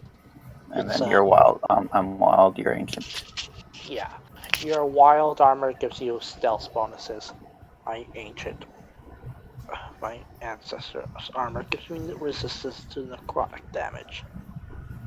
I'm just wondering how I got into this big old mess.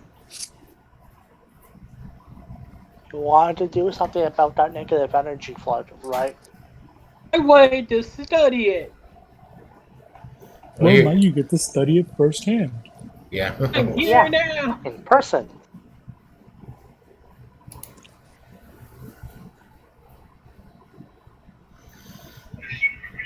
I just read from a book. Now we're gonna take it on head on. Yep, Much that's how the we work. experience than first time. No?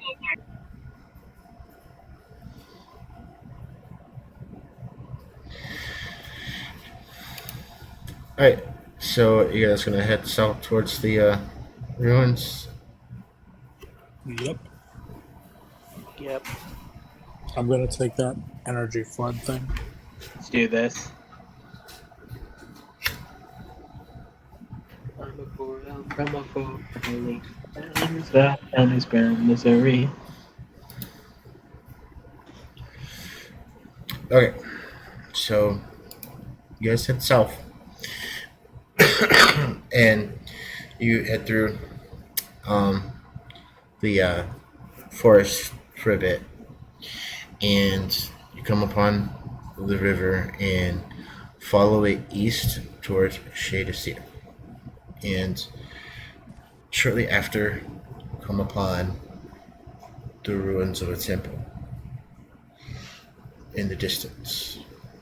As you come closer, it becomes darker and darker, and the air feels oppressive, almost like it's sucking your will out of you.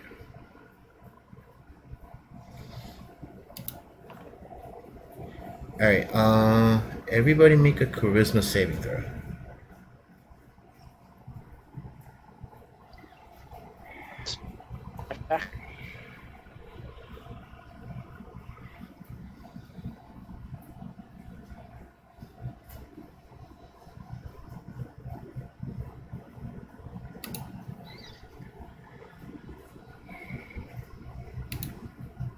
I did not hear you. Is it a charm effect?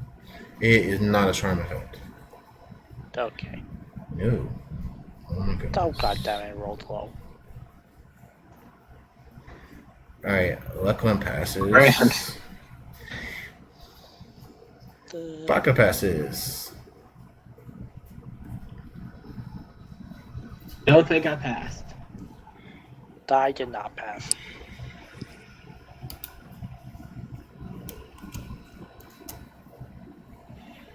I rolled low. This sucks. Okay,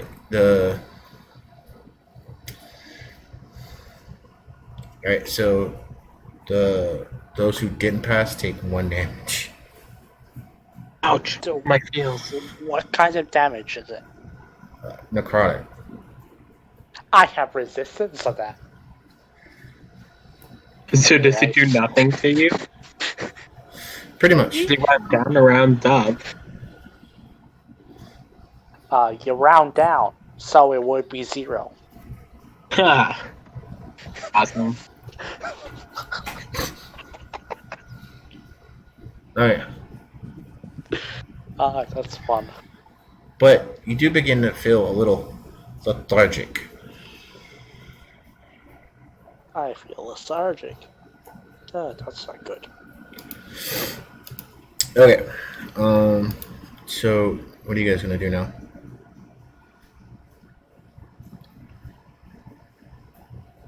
Does anybody got a kind of sort of rotting feeling? Yeah. Can I Can I make a use? nature check? Can I ask Wolf to make to do a detect magic? Yeah? And can I do a general nature check, seeing everything around everything? What While are you they're doing that, What are you doing a nature check for? Just a general vicinity. Anything that stands out that wouldn't or shouldn't be. Oh, while well, they're doing that, I'm gonna pull out my living spell gem and pull out my living witch bolt that we haven't seen in a while. Oh no, yeah. All right. So, as you actually look around, you look up into the sky, and they're no longer. It's dark, and here and there, you can actually see little bolts of lightning hopping between clouds that are in abnormal charcoal gray color. Guys, is this normal for you? Well, we've seen some weird stuff, but not this particular. So no, this is not normal. Anzu, you detect necrotic. There is some definite necromancy ahead of you.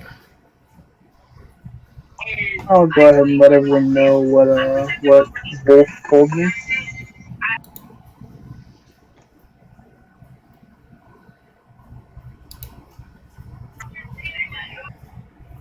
After hearing Anju say that, I'll pull out my ear. Come near. Oh, and I'm sure you're not aware, Memi, but I have a living object embedded in my chest. I have a spell gem which I can use to pull out a living witch bolt. Essentially just a big ball of lightning. That it's alive. Yeah, but he isn't. His character would be, but he's not actually aware of the fact that in Eberron there's a thing called living spells. Yeah, I'm not.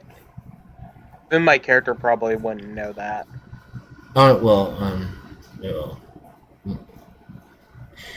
Yeah, for me saying that, I was actually telling him in game because it was like, oh, Wolf's. I was like, oh, wait, you don't know, huh? By the way, Wolf is a living object in my chest. Wait, so spells can be alive? yeah. Yes. There's a place in Eberron called the Moorland. It's the this version of D&D. It's called Eberron, and it's titled after the last war because there is this king called Gillifar. He was an early human that came from the line of Gillifar, came from the land of Sarlona, and came to inhabit the continent of Corvair. And the first of the line of Gillifar united most of the continent of Corvair into one large kingdom. And he gave his children each a portion of Corvair to rule over. And so it went on for so long until the latest King Gallifrey died. And that was about 140 years ago. Before Gallifrey died, he wanted to... he died sort of rather suddenly, but he wanted to... His daughter, who at the time was the Queen of Seir, to take over his throne. The other siblings disagreed with that, and so they started a 100-long-year civil war. The culmination of that was a gigantic explosion in the nation of Seir. By this time in this during the last war, some of the Terranidel elves, your kin, moved into being mercenaries for Seer. They kind of saw how they were being used and didn't really like it, so they took over part of Seer. Also, the Goblinoid, during the last war, the Goblinoid Dakangani nation came out of hiding and conquered another part of Seer.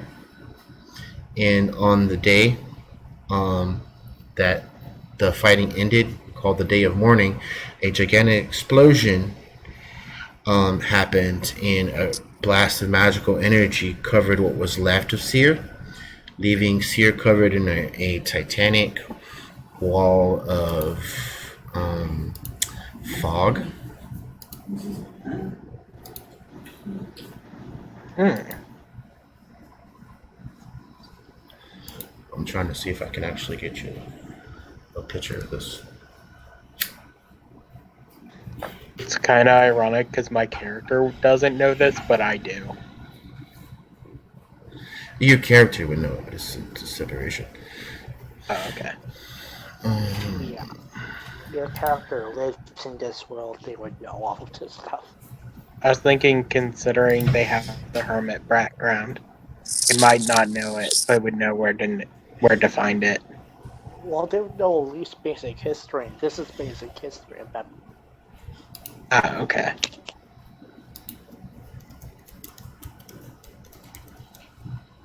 Yeah, it's all common knowledge. Oh, here we go. Yeah, here's a picture. No, not that one.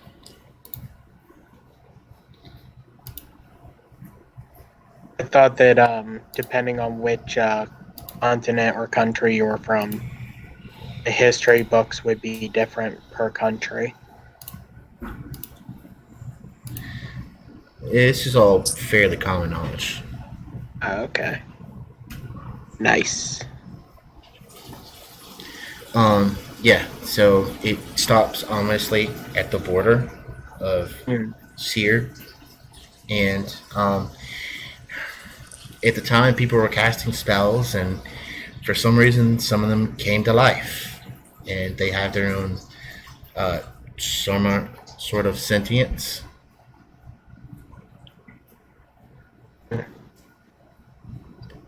So there's living spells. The book comes with a it comes with 3 spells. There's a living burning hands, a living lightning bolt, and a living cloud kill. And they have stats and HP and everything. They have each have a special attack, but they can also cast that particular spell too.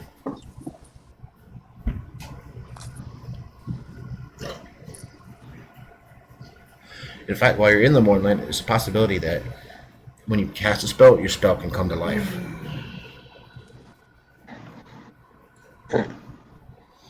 Also, if you cast a spell into the living spell gem, it just will come to life as a living spell. Which is a homebrew item I It's created stored for in them. it. I'm trying to think of some funny living spells now that you mentioned that. Living Asha's laughter, anybody? That would be interesting. But I'll for power, if my living witch bolt dies, the living spell gem will be empty now, and then I'll cast a lightning bolt and then get me a living lightning bolt. Alright, so you guys want to approach the temple? Yep. Alright, so as you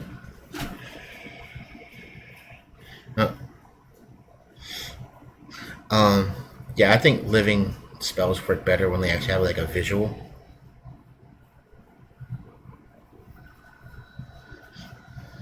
Living darkness and then having level sight. Live in my darkness now. Pretty much my character. Yeah, that's Luclin. Fair enough. Oh, yeah. Oh, one of the new Unearthed Arcana feats could let the entire body get Devil's Sight, and then Luclin would not have to worry about using darkness because we could all see. That's true. I was tempted to take that. All right. Didn't know how you guys felt about UA. No, that would have been fine. Poisoners You and expect- Piercer Master. Yes, I want Piercer as well. August can use just like half of the feats there. He can use the fighter one, the warlock one to get Devil's Sight. The Piercer one because he uses a spearman. Okay, so how does the place look? Is And the I nice stealth. All right, you guys want to start approaching the ruined temple? yeah? Let's The go guy do slow. it stealthily. Yeah, Did I roll for my stealth? sure. Alright. I guess I'll also try to stealth, but I have disadvantage on that. Don't worry. Got you with my advantage.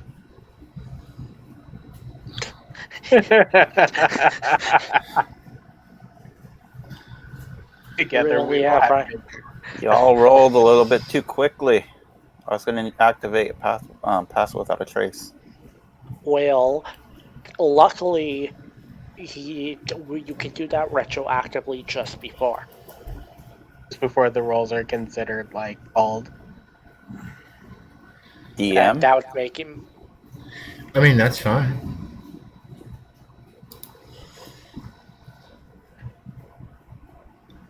Okay, everyone has a Dude. plus 10. So Oh, I have a Jesus. 13. Oh god, it's 31, 34. A 31. Oh my god. Did I just A phase out of 34 for existence? Anzu. If you phase out of existence, I think Anzu just went to a different plane of existence somehow. I think we both share that same existence. All right. So as you approach, you sort of hear a floating voice call out in the darkness. Living. And then two masses of darkness start to appear before you. And you see two creatures form.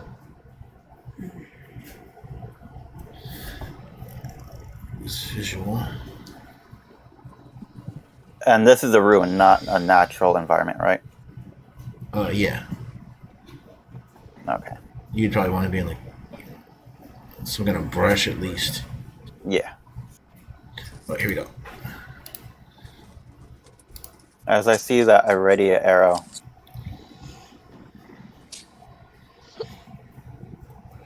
Now, as you guys approach and they form,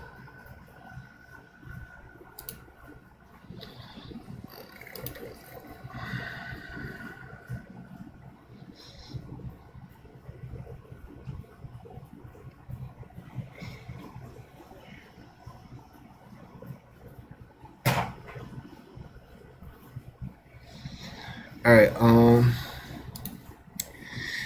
okay. August, I need you to make a dexterity saving throw.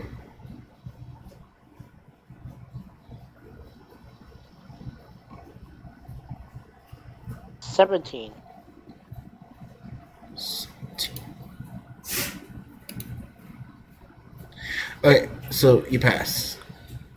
If those things try to make a perception check to view me, they will have disadvantage. Just letting you know. All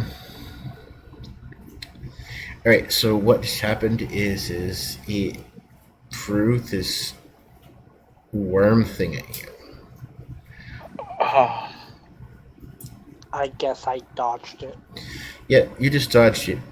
It hit the ground next to you, and now we need you to roll initiative.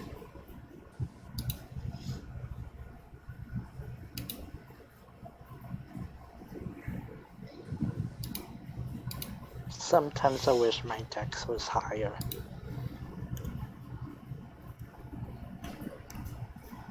don't worry. Anzu is definitely going before me.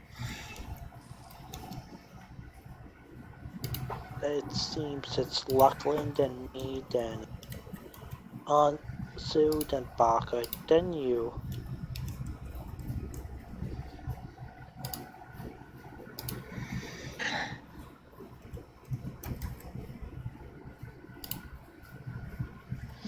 All right, let me give you your initiative. My initiative is a +4. The total. Oh. My initiative was a 6. 6. Anzu? Yeah, what's up? What? What?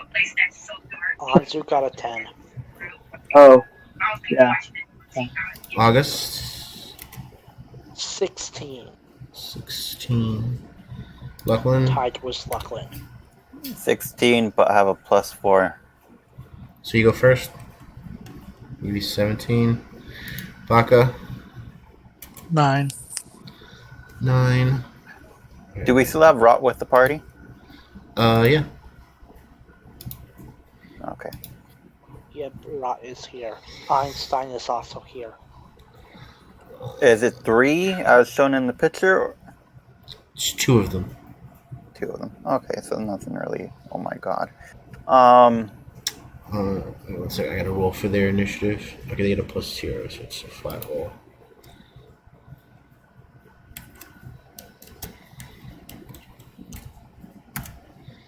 Five. Hey, they're slow. We rolled bad, but they rolled worse. Holy crap.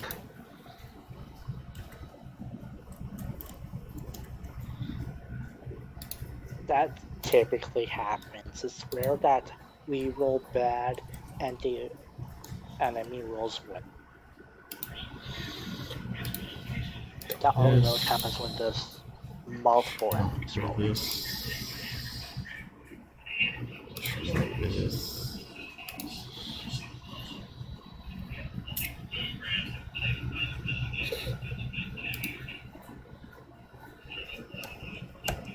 I don't know.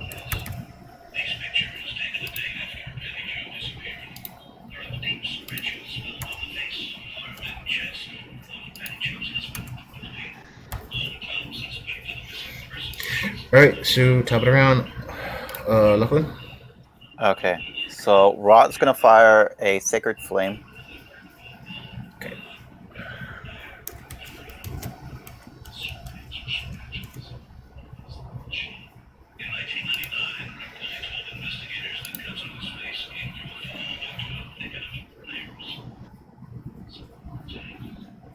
I'm guessing that one fails. Hold on, let me figure out Rot's thing going on here.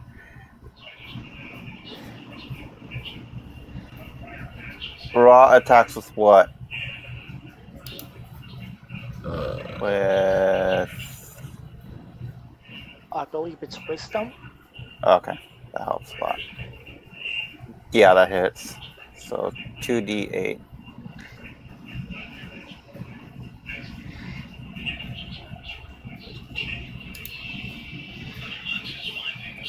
Radiant. 14 damage. Okay.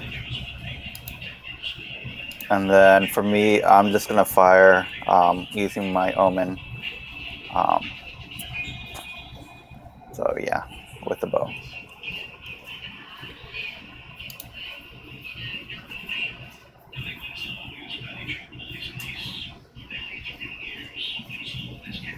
Real hit. Do 23 and 26 hit? Oh yeah.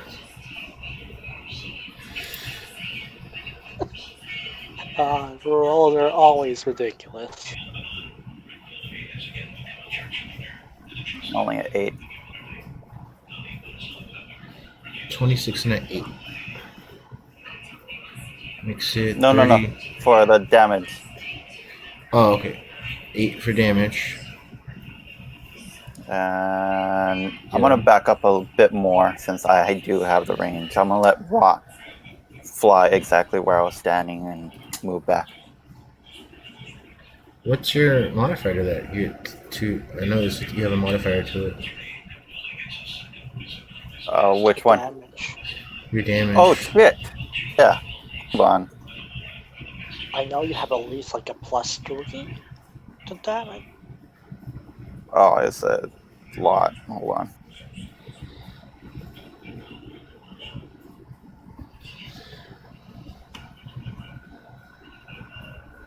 Mod is +7, so that'd be a +14. And that was without sharpshooter? That's without sharpshooter, so a flat 22. 22. Okay. 22 damage now. Alrighty. In your turn?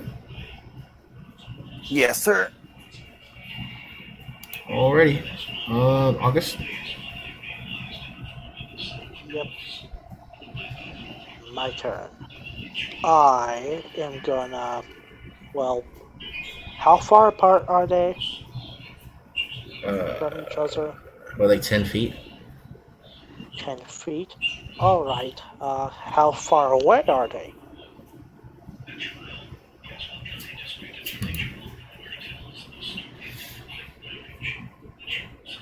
No more than 10 feet from you. Alright. So if I go in between them and I bonus action cast Thunder Step, I'm not gonna hit any of the party. No one's close up like that.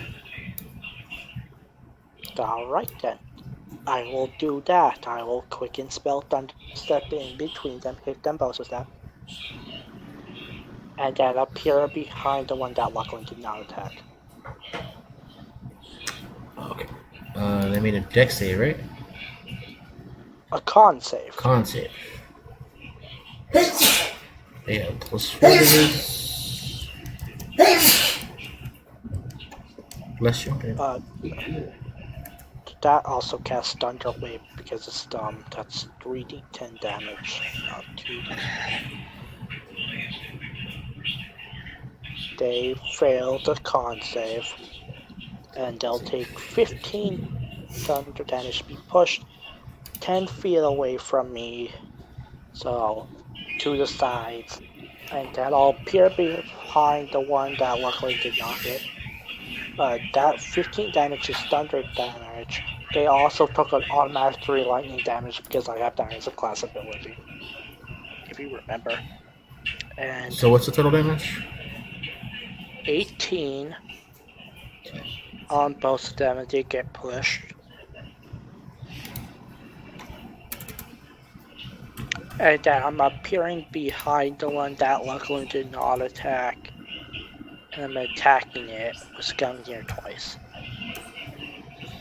Okay. The first is a 16 to hit. Yeah, that hits. Max damage, 18 damage. Nice. 18 damage. And second attack, 20 to hit, 14 damage. Okay, that hits.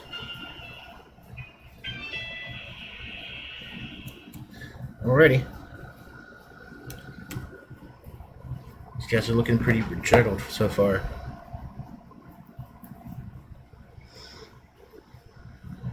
Yeah, by make short. Alright, Ansu?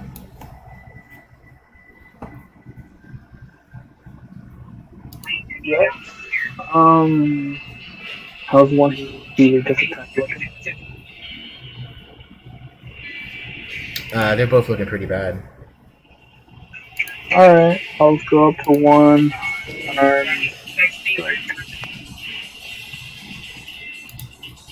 I'm behind the one. You could get flanking with me and have advantage. Sure.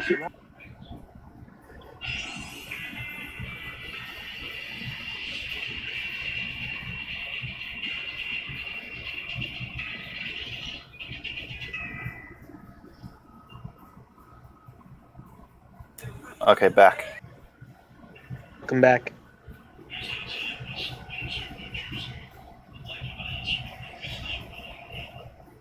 Just 25 here. Yeah.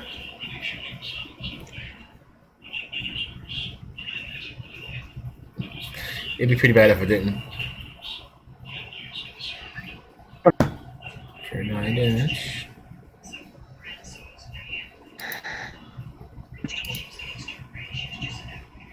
I'll go ahead and give him another one.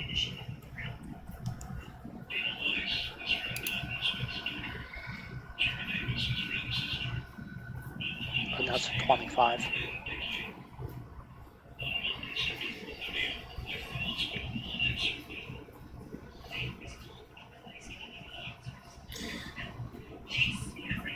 Eight more.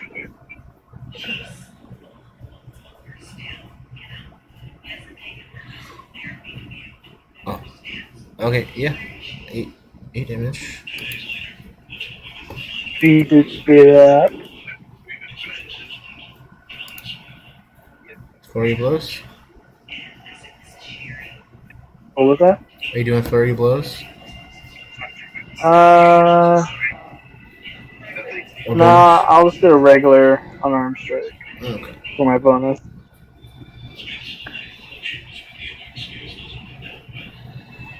That's 16 hits. 16.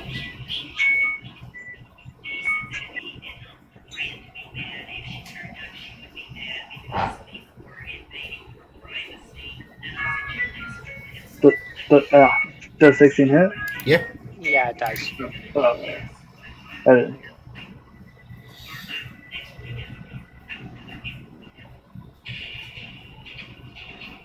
For an additional 8. For another 8. Alrighty. And that way on my turn.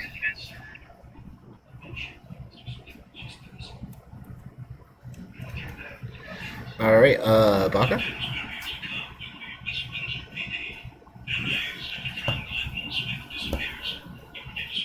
Both of these things are still alive. Yep.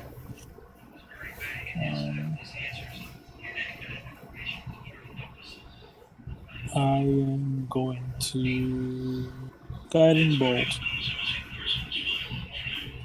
the one that isn't surrounded. Okay.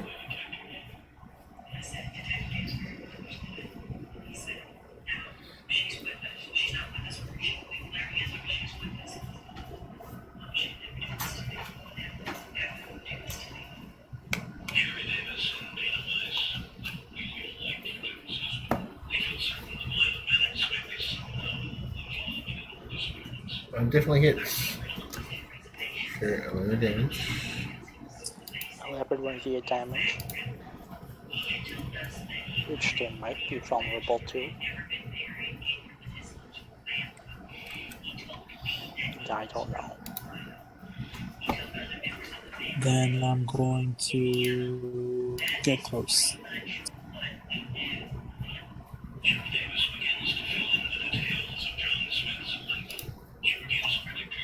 Are you just gonna walk up?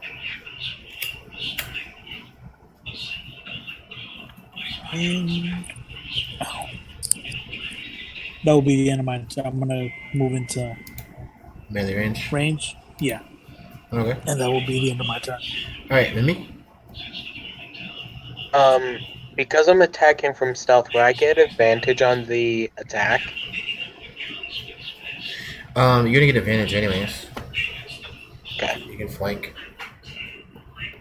I'm gonna attack the worm-looking one. They Wanda's both. covered. Yeah, they're both covered in these weird crawling worms. Oh god. Get flanked with Sparta. Okay. So... Can I split up my move action? Yeah. I don't see why not.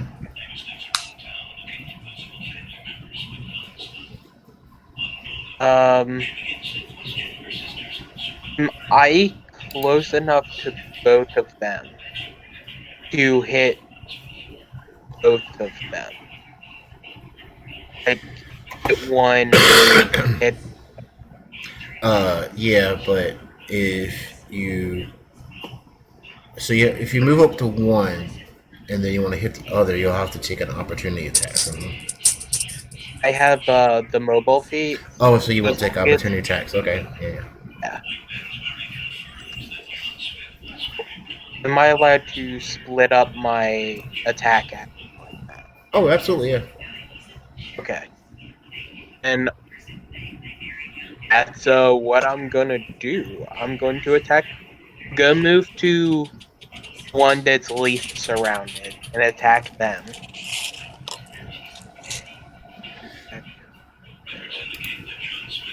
I'm going to use my short sword.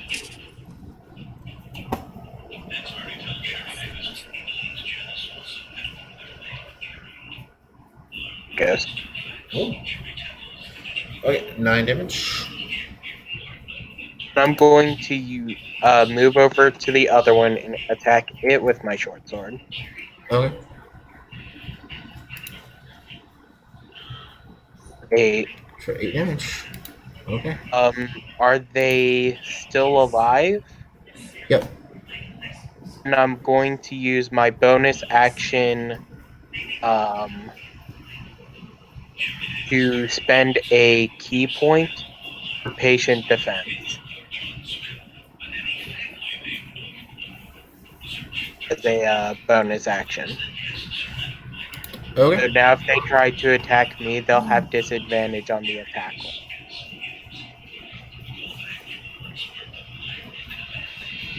Go ninja, go ninja, go.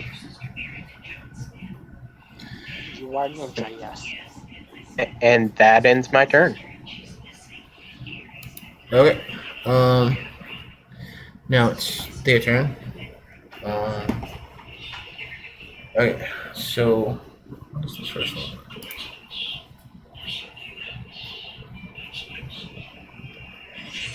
The first one is going to. He's gonna make a claw attack. At who? Baka. Okay, darn it, you're the biggest threat. At disadvantage. Disadvantage.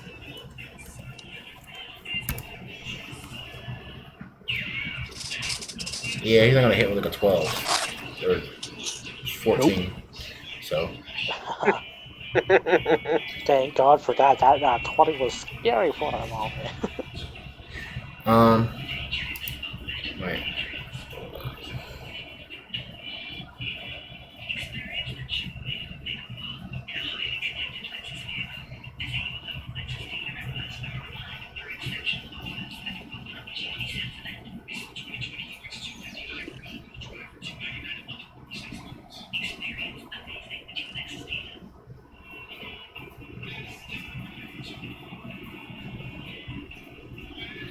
Okay, all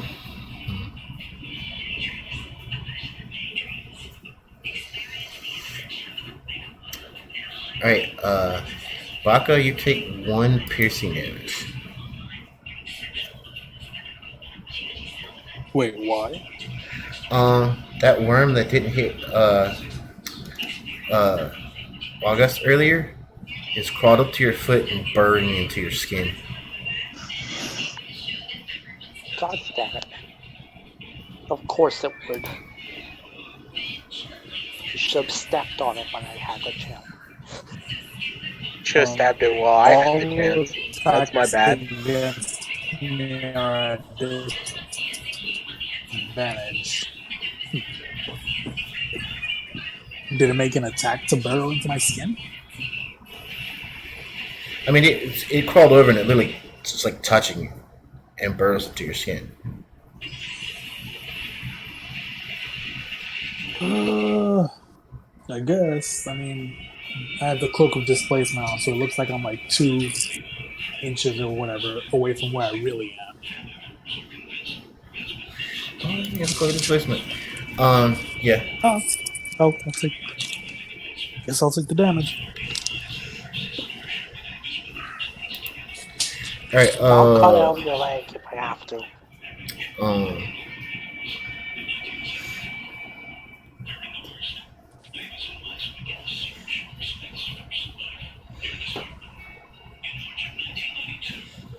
right. August. This one is going to try to. The one in front of you is going to try to throw a worm at you. Deck save.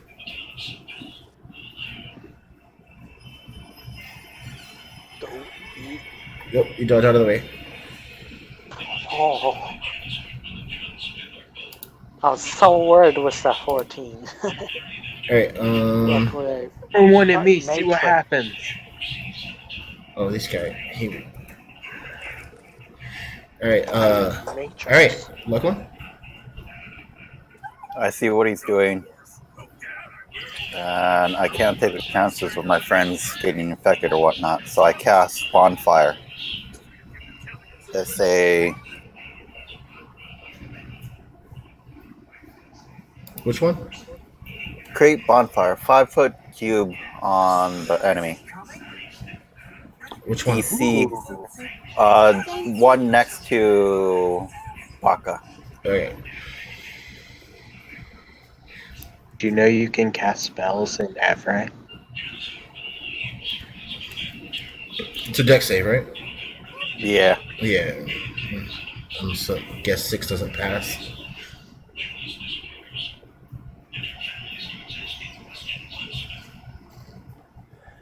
It's a well, it's not from the main thing, so I won't have it in every. Oh, okay. Are you sure? Check your spell book and see if it has it. It has to be in the SRD, I think.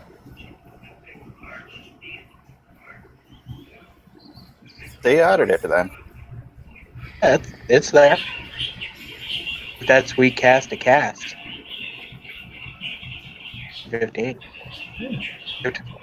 For 7 fire damage. Alright, yeah, that kills that one. I might as we're just entering. No. Then Raw uses Sacred Flame again on the Other one? the next one next to August. Nope. 12 damage. That'll be that too. Alright, 12 radiant damage. yep, that kills that one. Then end my turn. August? Alright, they're both dead. I guess I'm just gonna stab the worm on the ground. Alright, one attack. And stabbing it with Scumbeer was just way overkill. Oh, yeah. This is the only worm I use a legendary spear of a god. When it Answer? says its attacks never miss, it literally does not ever miss. It does sometimes miss if I roll like a nat Oh one. yeah, it's missed. Oh god. But does not often. And it's got good damage. Alright. Answer?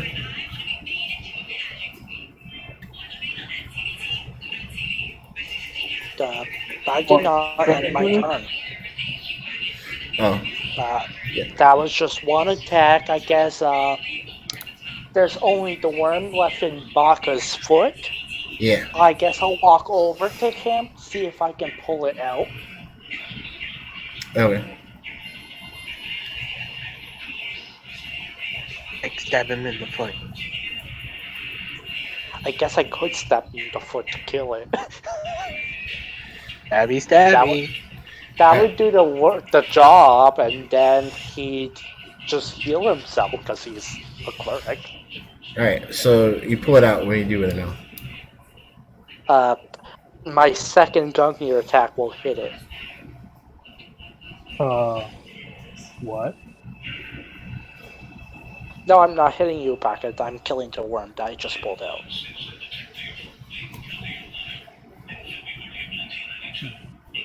So I killed the worm. Worm is very dead. Okay.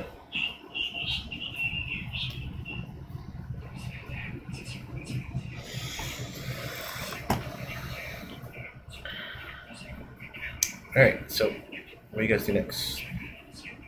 Can I go back to hiding? I have Rock go back into the hair. To make sure he's not infected with anything. Well, I didn't finish burrowing into his skin, so. Oh, yay. I saved him. If it had been left there, it would have done him another 2d6 necrotic damage. No. Instead, I pulled it out, and then they flashed him in half with Gungnir. Now I just have 2 worms impaled on my spear.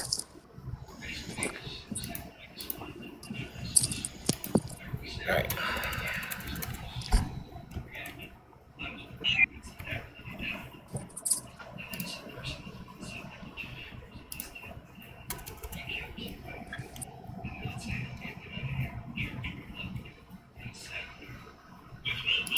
I'm gonna make another.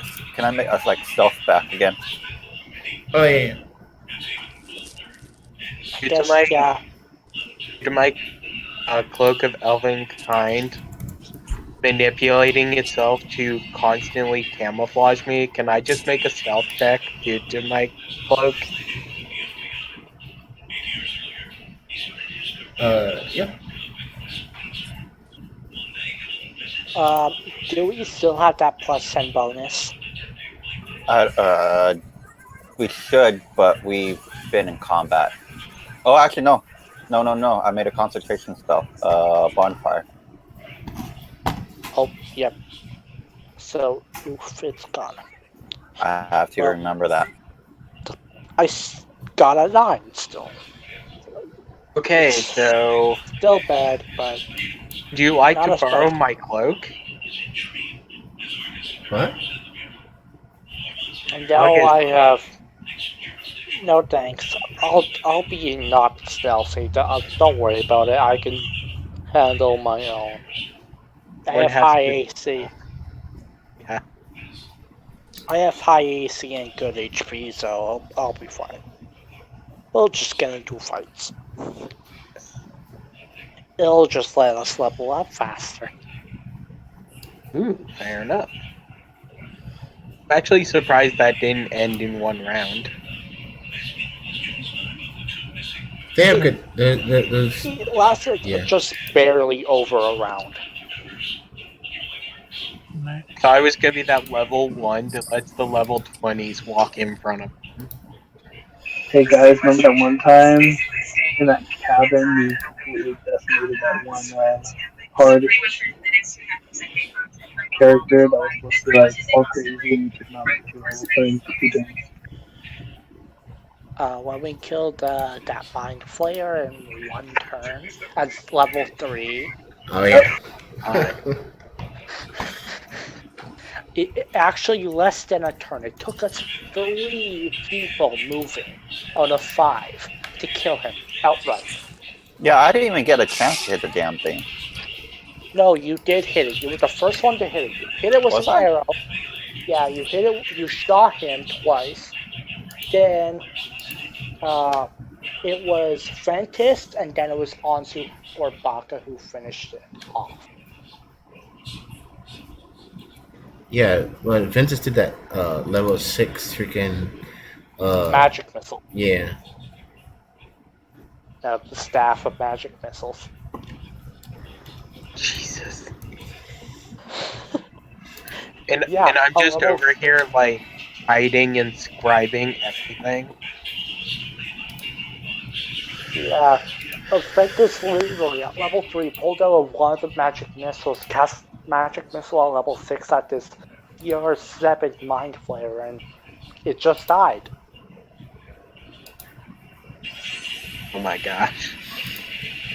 It literally died in 3 turns. Alright, we got something now. Keep on going forward. Alright, Forward, but being stealthy about it. Or trying to, in my case. alright, so I have clunky armor. the interior of the ruined temple lies before you. What do you do? Can I use my perception to check for traps? Like, see if I see anything suspicious. Alright, yeah, sure.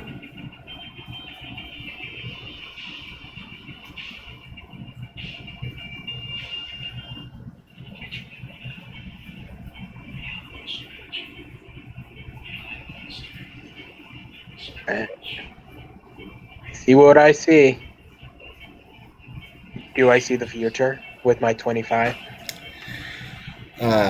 No, but you do hear some things moving inside. So I put my hand up, like, hey guys, or move. How dark Then- is it? How dark is it? It doesn't matter how dark it is. We have Luclin, Mr. Devil Fight. Yes. Someone's got Devil's Eye, and a bunch of us have dark vision. vision. Yeah, most of us except for actually Baka has it too because of his goggles. So I whisper to the group, I hear people inside. Cool. We'll all be able to see them when they're in front of us. All scout forward. You scout forward. Yeah. When I'll they're follow behind. vision step out 60 foot. Alright, so inside the temple are several piles of like rubble and down columns and stuff. And as you go in, you can see at the back of it is a set of stairs leading downward.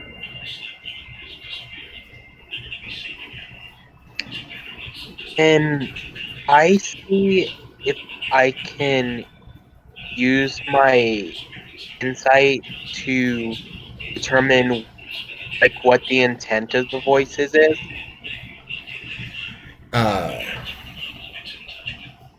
It's not positive.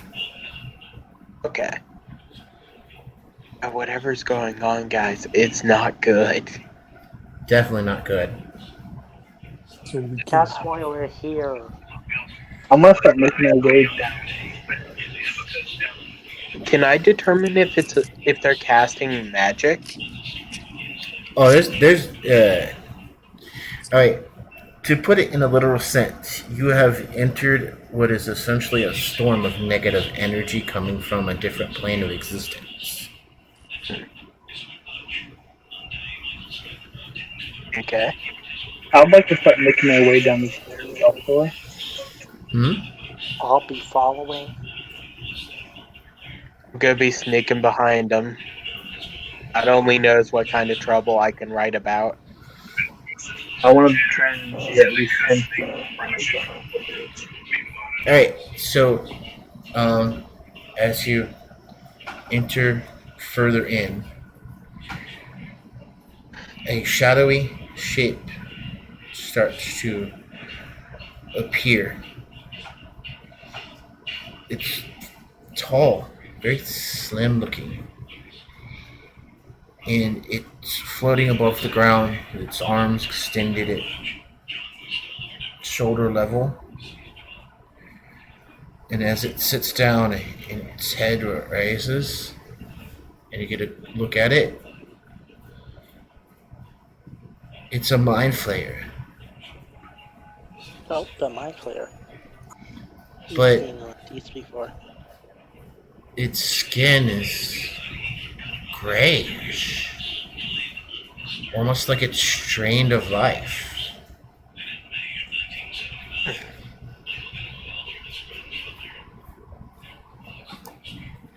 And how far away is it from us? About 60 feet.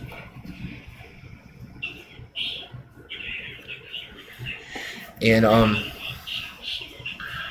from behind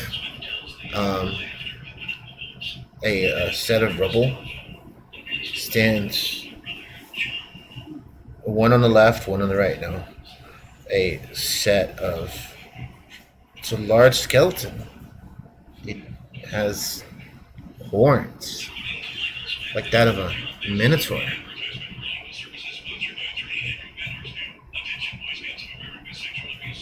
I turn to the group and ask them, are we going in? Are we doing this? Are we still on the stairs? You're just entering the temple. You haven't gone to the stairs yet. Okay, I'm gonna go. Is there any place where I would have a 15-foot radius sphere of my own little corner without interfering with any other? No, you would interfere with some of the group. It's not that wide. Then, right on the people, right on the unknowns, I cast Fey Fire. And what does that do? Light them up, light them up. Light them up and give us advantage. Safe. Beautiful. Dex save any creature. When I see that off, or I was gonna say, as they were making their way down, I was wanting to get within 45 feet from them without being hurt.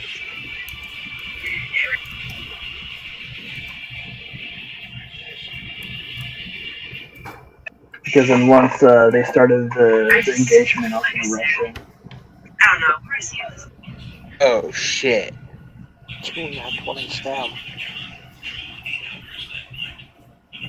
2 of them pass, the rest do not.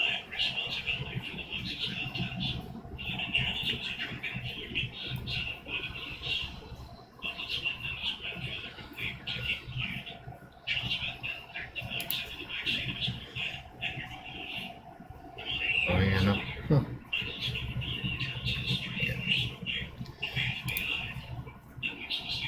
And as an action surge, how long does the omen last? If we're making actions right now, I want to do something. With the action surge, I want to do the just attack with my sharpshooter. Then if it's possible, I'd like to press. Alright. You do see the 2 minotaur skeletons and the mind flayer. I aim at the mind flare.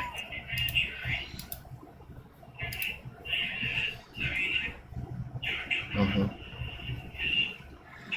Alright, here, 1 second here.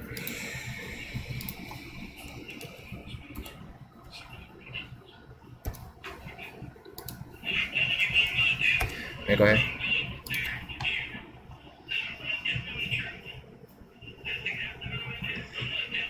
Hold on, setting things up.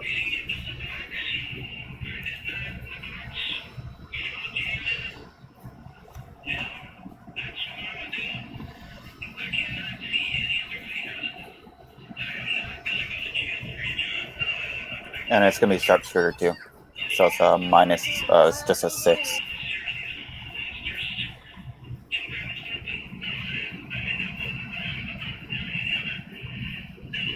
That 12 will not hit.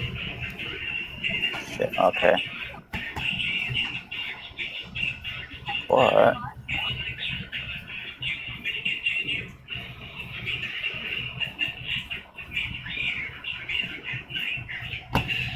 Okay. I'm gonna give you a visual on this thing.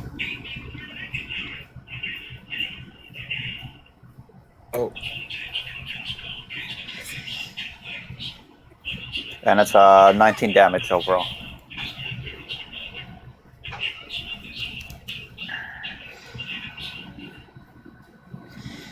Where is it?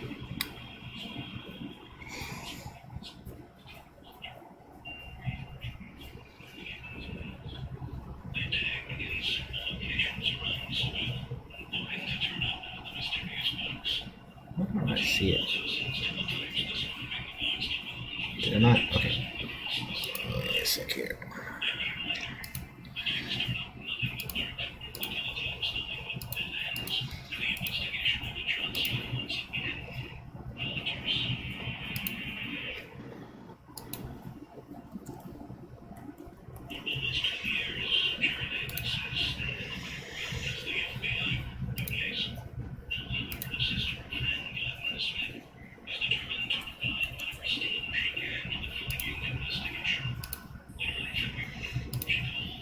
Yeah, this is what the mind flare looks like. Hello, sexy. Damage. Seen too much. I know where this is going. So, if it's worth noting, I'm going to like, rush them after the clear fire went off. If I'm able to do that. When I see Luclin casting the Fairy Fire, I'm pulling out my deck of illusions, so I'm gonna draw a card at random and toss it 30 feet towards them. Alright, y'all do that, but after that, we're rolling initiative. Okay. But let's see what the card of illusions or the deck of illusions does. There's 34 cards here. You need to draw a card at random or modify playing deck. Would this be considered a surprise round? I mean, I think from my stealth they saw us coming. Did everyone's sound just kick out? Not me. Yeah, not me. Not me. Okay.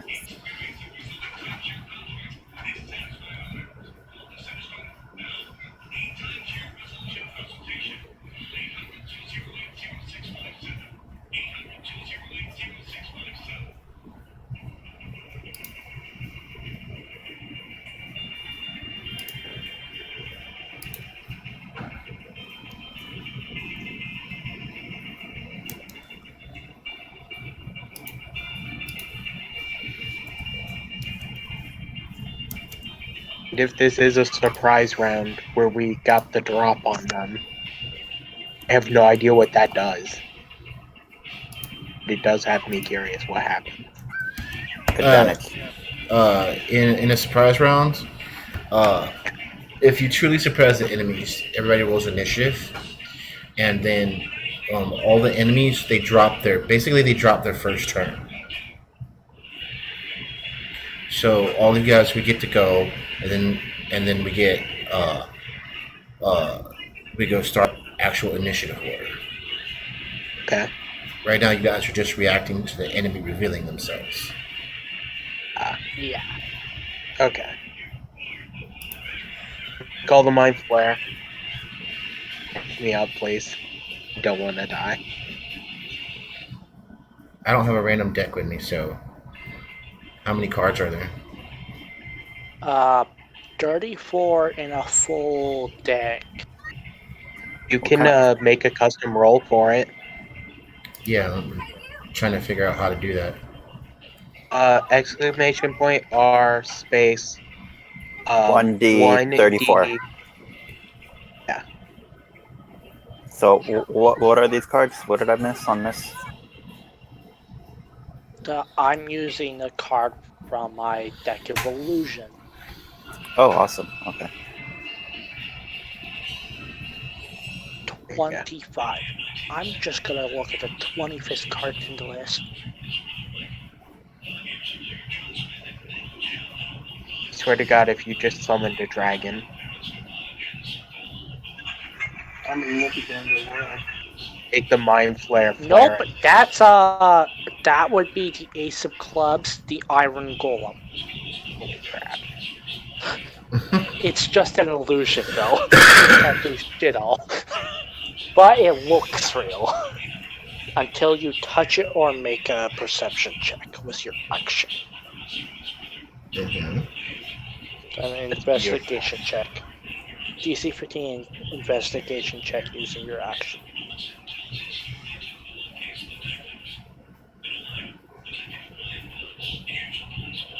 So, an iron golem is there now. If I had gotten a 1, that would be a red dragon. Alright, let's get some initiative here. Andrew got 25, right? 24. Oh, look at that beautiful initiative. Alright. Oh, yeah. Oh, god damn it. Of course, I had to roll. Mimi, what'd you get? I got a 21. 21. Waka. 14. 14. Luclin.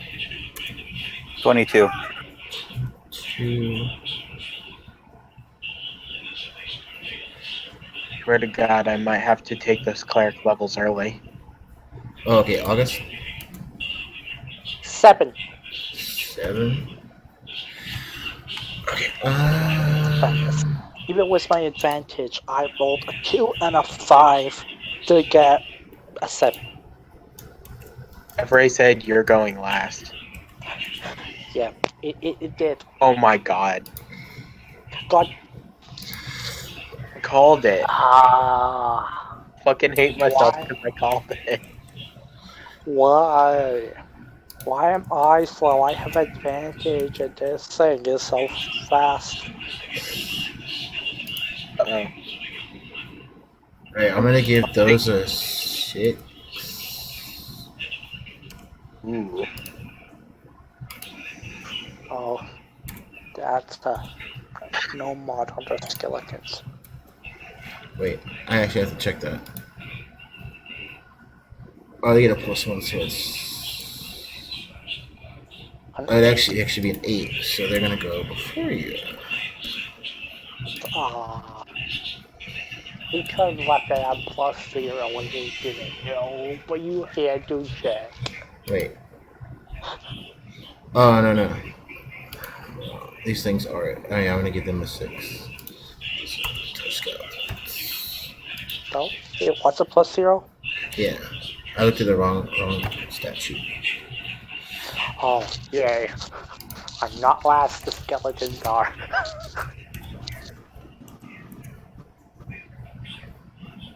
Oh, goddammit, another not 20 I comment, what are you today? Oh, Jesus. He's gotten 4 nat 20s this game. I guess even the DM has to have this much. This is gonna hurt. Okay, I'm gonna have to give that just straight up 20. Am I still stealth? I mean, technically you didn't do anything. Luckily, when it be anymore, though, she attacked. Yeah. Okay, good. Alright, so top of the round, Anzu.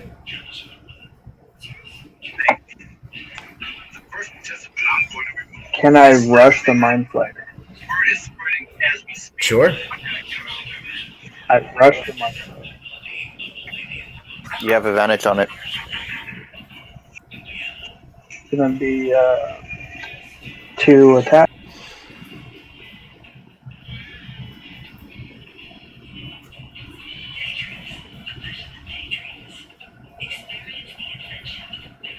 $24 and 28 hit.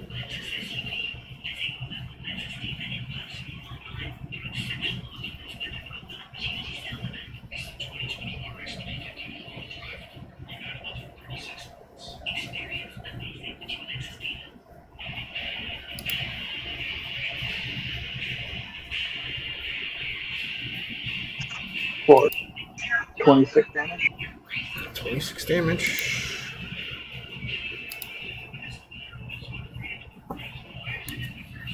Okay.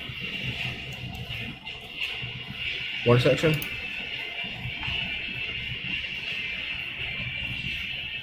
What was that? Bonus action. No, I'm gonna spend a key point to sudden strike him. Con of con of 15. All right, so technically you can use a key point for every hit you get, so you still have a bonus action. I know. So, stunning strike. Okay. He's proficient. Constitution saves.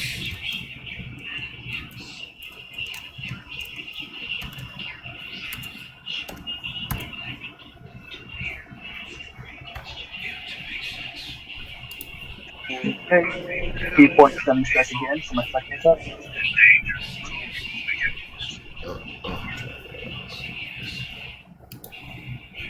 Say again? Roll it again. Oh, okay.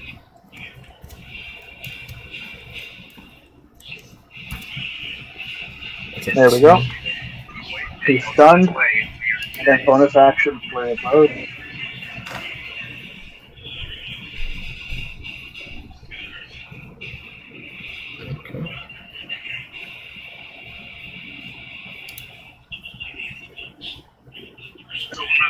Your 20 set.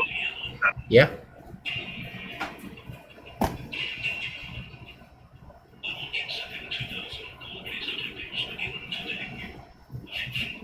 For another 22. Okay. And I'll end my turn.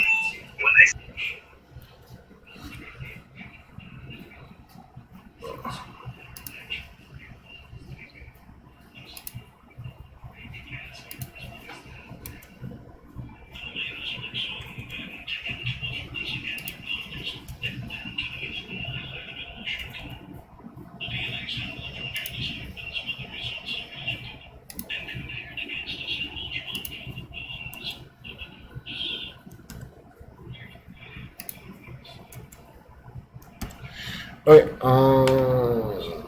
Luclin. Yeah. Your turn. Okay. Well, shit.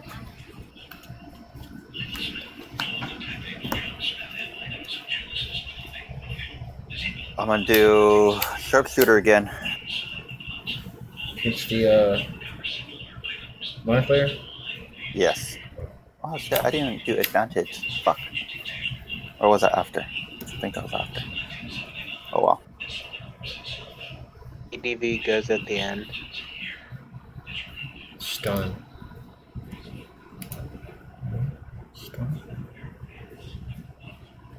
Is it being stunned affect its armor class? No. No. A stunned creature is incapacitated. Can't move and can speak only something wordless. Yeah. Does a 22 and a 25 hit? Absolutely. Spells strength and dexterity, and attack rolls against the creature have advantage.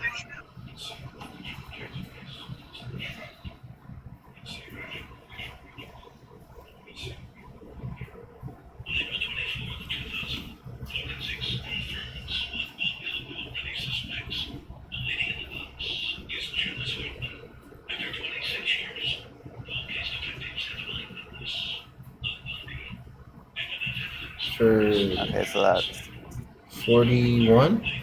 42? yeah, 41. 41. Then Rot is gonna do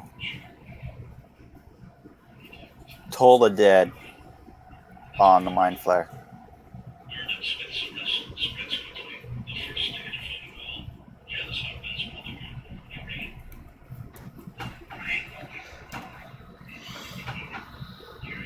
That's a wisdom save. Yeah, I think his save is 12 because it doesn't show proficiency on Rot. Ooh, yay! Hold on. It's a +7.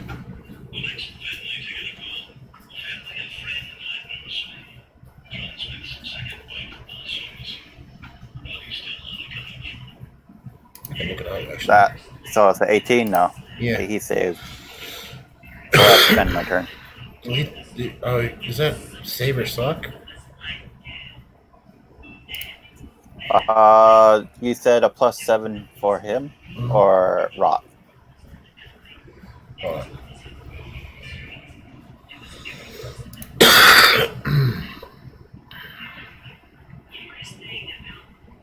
Because if he saved, then yeah, no, it's done. Yeah, and don't forget to toll the dead. His save DC is 13. Okay.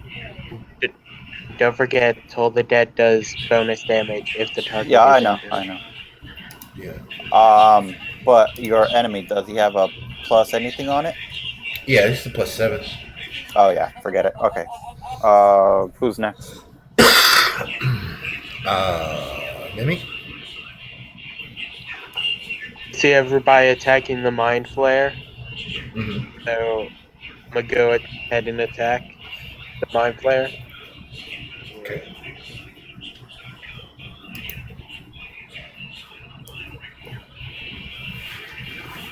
Attack 1. Yeah, The that hit. does not hit.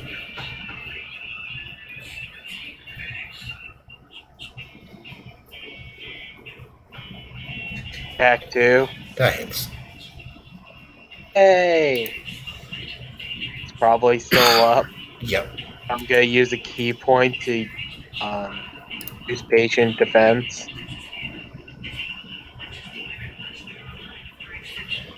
Okay. And that's my turn. Oh.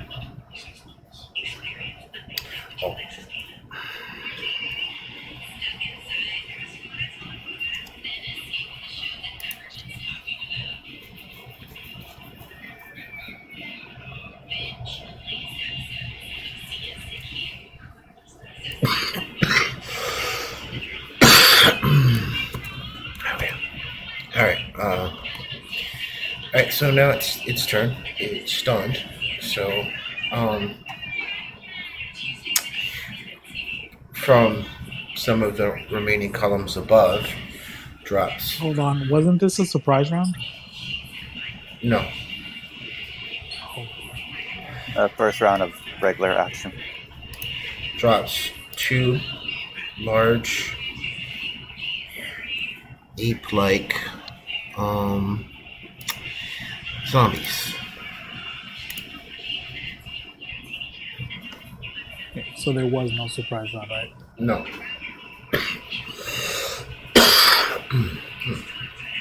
Alright, right here, choose up there. Yeah, right. The first one is going to move to attack Anzu. Right, so they get 5 attacks. Oh god. Hit me right on the chin. These are all +6 to hit. 1 hit. 22. I'll take that hit. 22. Yep. That's it. That's right. Bite attack for 1d4 plus 4. So I have to ask, that's not attacking me, is it? No. No, that's Anzu. It's attacking me, and it only hits once. For 5 damage. Alright. The second one is going to move to attack you and me. Okay. I'll attack with disadvantage. I'm going to have to actually separate these attacks. 9 doesn't hit. I will live! 15. It's not hit. Armor class is 20. It's a 19. No, it's not. It's 12. No. 5! 2, 3, so 2 more. No. Come on! And no. Nope. Yes! Lots of 6s. Yes! 6, 6, 6. Satan has protected this one. Alright, so that's their turn. Baka, it's your turn. Oh my god. Sweet. So I'm going to pull out of my shell the gold metallic orb. Ooh. And I'm going to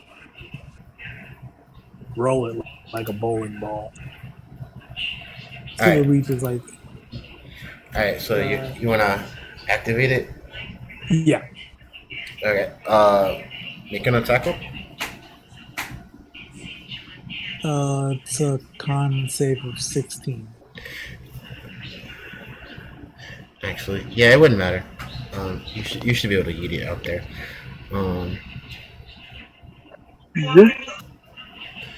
gonna have to roll for each of these sets. So, Kobe. oh wait, So everyone, this thing has advantage to con save. That's +7. Just read everything on Rot's list. What's Yeah, Rot's? Rot is he's a sprite we have with us. My little sprite. Oh, gotcha. Yeah, we all have some sort of companion with us. Yep. Luclin has Rot. All right. Sprite. Now I gotta do Undo these. has- On his end of its turn, Rot's gonna do his legendary action of volley with his short bow.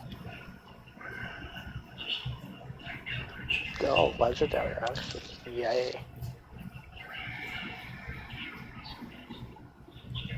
Oh my god, I just realized how I got 20 armor class. I am happy. How?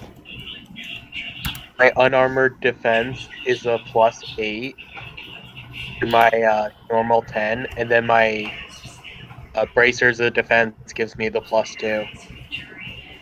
I see. So Do any of Rot's short bow attacks hit? hold on. I'm trying to resolve this issue. We'll resolve that. Ah, okay. So that's a 17. Does that pass? Is it my thing or? It'd be your save DC. Yeah, 16.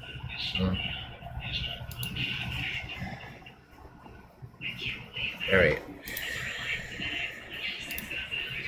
This one. All right. It has a +2.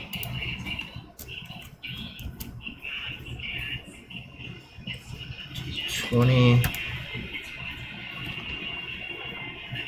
They all passed. Boo. Okay, so take half of 35. They're all still Are they gonna. un- They're no. are They're they un- they're all undead. So technically, they're all still gonna take 5d12.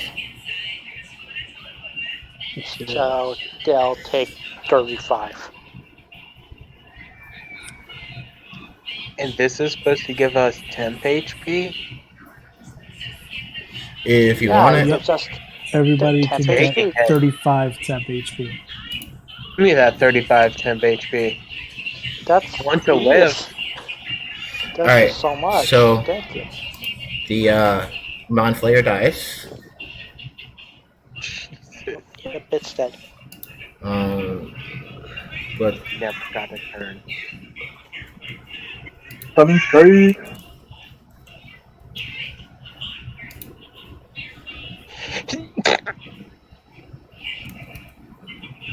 What? but everything else is still standing. But they're severely injured. They're basically all bloody. Nice. Rock volley. Wait, what died? The The Mind Mind Flayer. Mind Flayer. Flayer. It wants to buster around. I'm just over here like, holy crap. We're so broken. That's to everyone. You guys right? are broken, not me. All I did was attack twice and then dodge. All right, Buck, any bonus actions? Yeah. Bonus action. My spiritual weapon. Okay.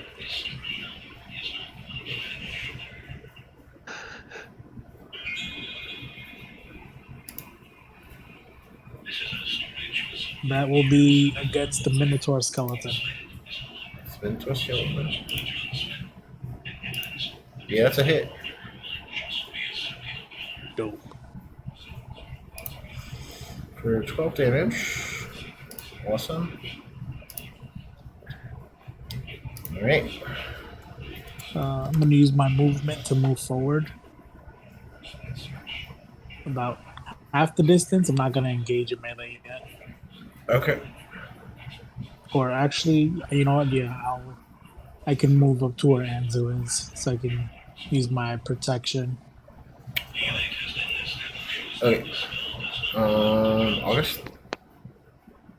At the end of Baka's turn, Luclin had Rot use his legendary action. Alright, Or hold his on. volley. Brooklyn. A 20 to hit. It rolls 3 And- attacks, so 20, 21, and 17. I don't see the Oh. 21. It's because the 14 she forgot to add them up. Oh no, that's yours. Yeah, that's mine. Never mind.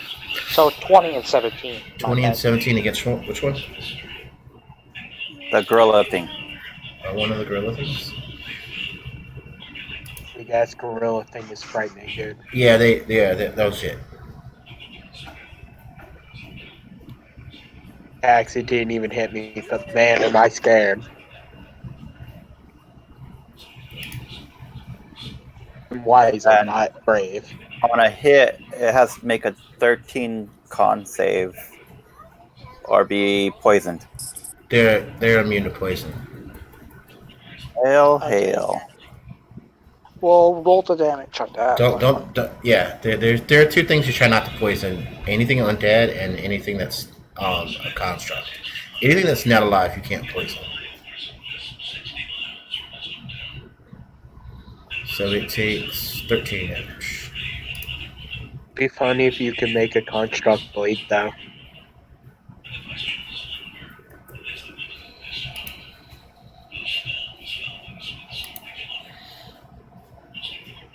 So after that, it's my turn. Yeah. Now left standing, there's the 2 gorillas and how many skeletons? 2. 2 Minotaur skeletons. Mhm.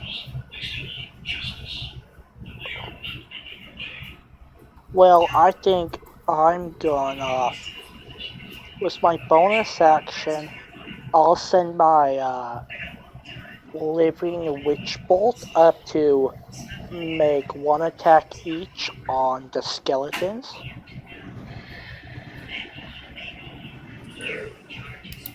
That'll be the first attack. That will definitely not hit.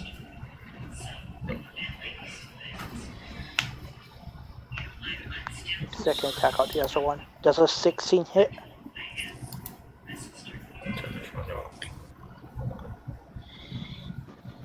Give me a second. Arcoma. Hold on.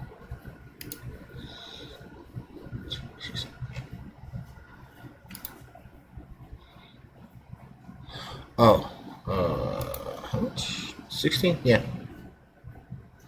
Hits. Okay, nice. It's useless using. Oof, minimum damage. 4 lightning damage. On the skeleton? Which one? Hit the left one or the right one? I'll say that's the right one. It made 1 attack on each. So I guess we'll go to the left first and then to the right. Right, for 4 damage. Okay. And then with my action, I'm gonna Twin Spell Chaos Bolt at, let's say, level 3. And I'm gonna target both of the gorillas with one of them each.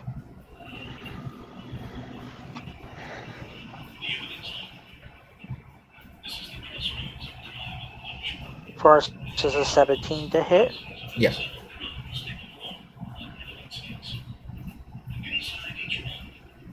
That'll be 23. Let's see.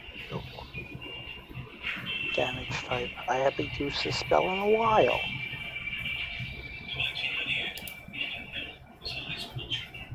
Force damage. Right. And then the other gorilla, a 15 to hit. Yep. That's good.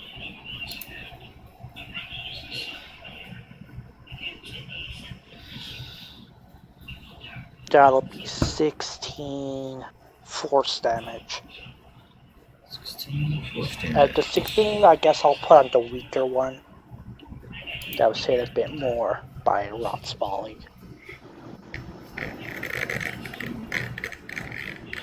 And that'll be my turn. I'll just move up towards the gorillas. Alright, so the first one went down. Nope, the first one went down. Alright, but that's a kill. Nice.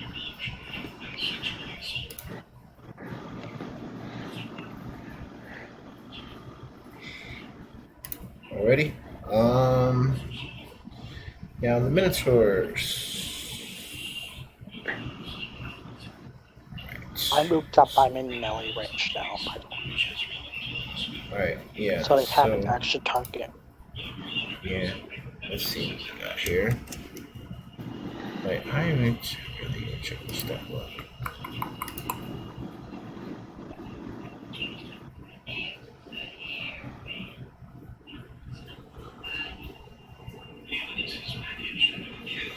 Okay, so this first one is going to charge you. It's gonna charge me, I see. Okay, so it has to hit with a gore attack. So Okay.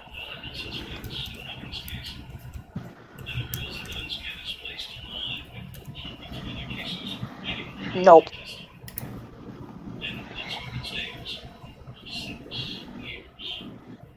That would have hit me before with my other armor, but with this armor, it does not, because AC is 23.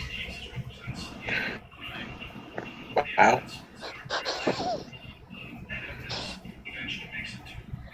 I'm just gonna keep running in and yelling, hit me right on the chin. Because so far, I haven't been hit. So the other one is going to charge you. Oh, he has disadvantage. Yep. Well, I can't roll better than 11, so. It still misses. Yep. Right. Answer.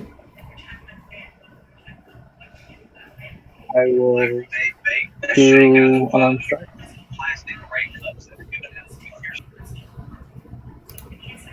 Is it with advantage?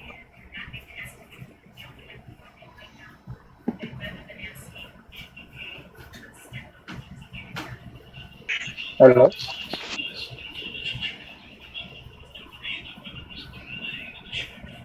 Can you hear me? You could probably get advantage, yeah. I will move to get advantage if I'm able to. Hey, isn't Fairy Fire still granting advantage?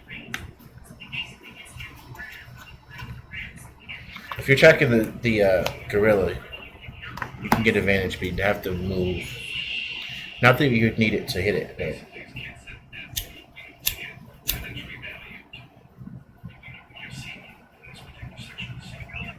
I'll just do regular strike. Okay.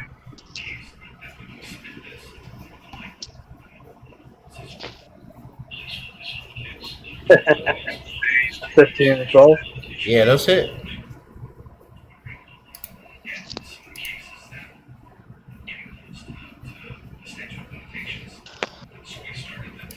Ranking damage. 19 damage. Alright, let's look when you take this one down.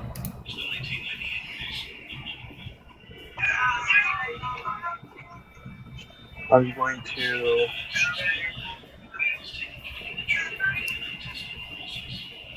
let's do like a spinning roundhouse kick to the face.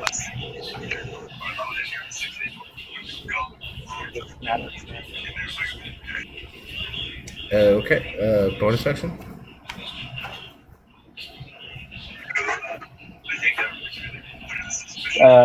Get them pull up. Yeah, there's the 2 Minotaur skeletons. Go to the Minotaur skeleton. Bonus action, flurry of blows. Okay.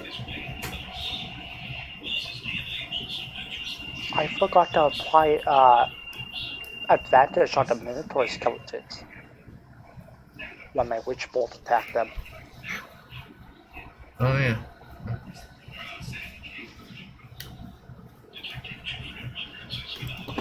Are the attacks against the Minotaurs with advantage? Yeah.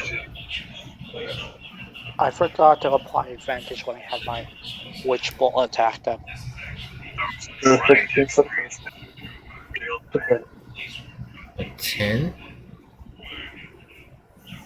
Now 16 to hit for the first one.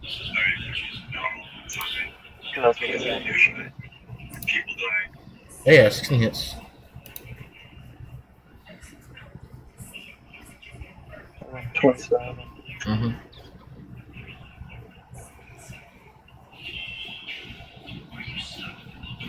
For 20 damage. Alrighty. Alright, yeah. You take that one down. Well, I guess there's no point in rolling advantage against that one anymore because I forgot to before, but I'll roll advantage on the other one, see if I get higher than 20. Nope. Doesn't change nothing. Alright. Luclin, it's your turn. Okay. What's alive right now? 1 Minotaur skeleton. That?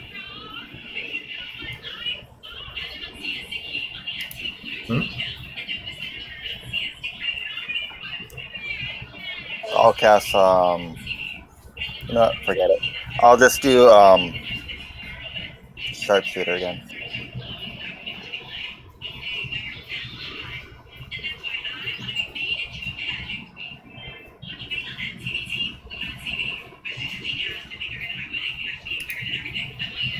The 11 doesn't hit. But the 21 doesn't, should be enough to kill.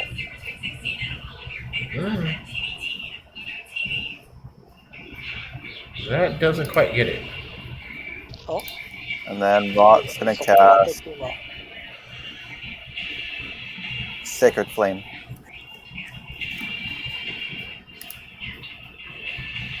No, you still have advantage. Try for a crit on that hit or another hit.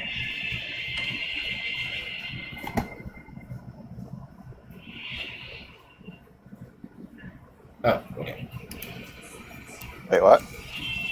From the fairy fire, we still have advantage on the skeletons.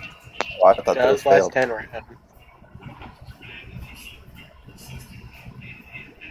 So what round are we in?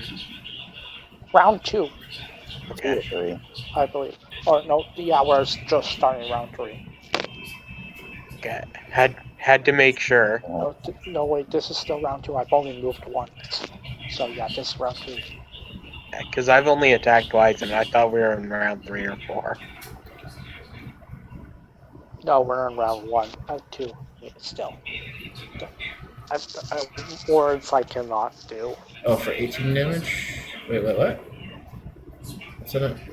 No, August told me to roll again because the Skelly had clay fire on it. Okay, yeah. Well, an 18 will hit. Well, yeah, that's an extra hit, and just roll a d20, see if you get a crit on that other hit that you get a little advantage on. How was that?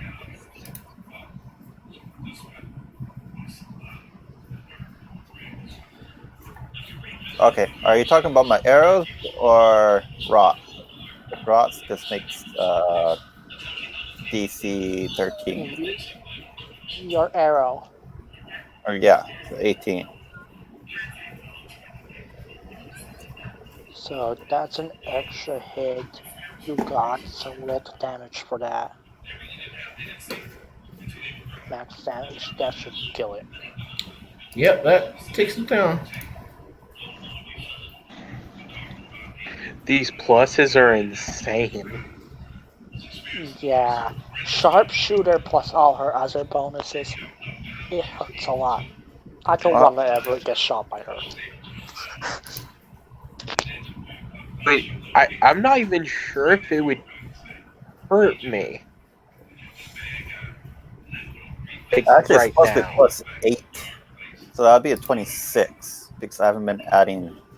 Okay, do those magic arrows only add for the hit or both the hit and damage? Both. Well, hell. I've been doing that wrong. It's just a +1 to both.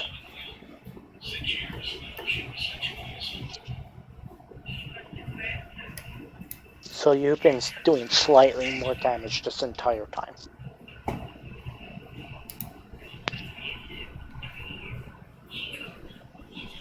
Okay, well, he's dead. Yep, all the enemies are dead. Alright. So, you guys are now in the temple, poised at the top of the steps. And Who's hurt? gonna No, but I think. in the session here. Yeah. Yeah, it's like, you pick this up.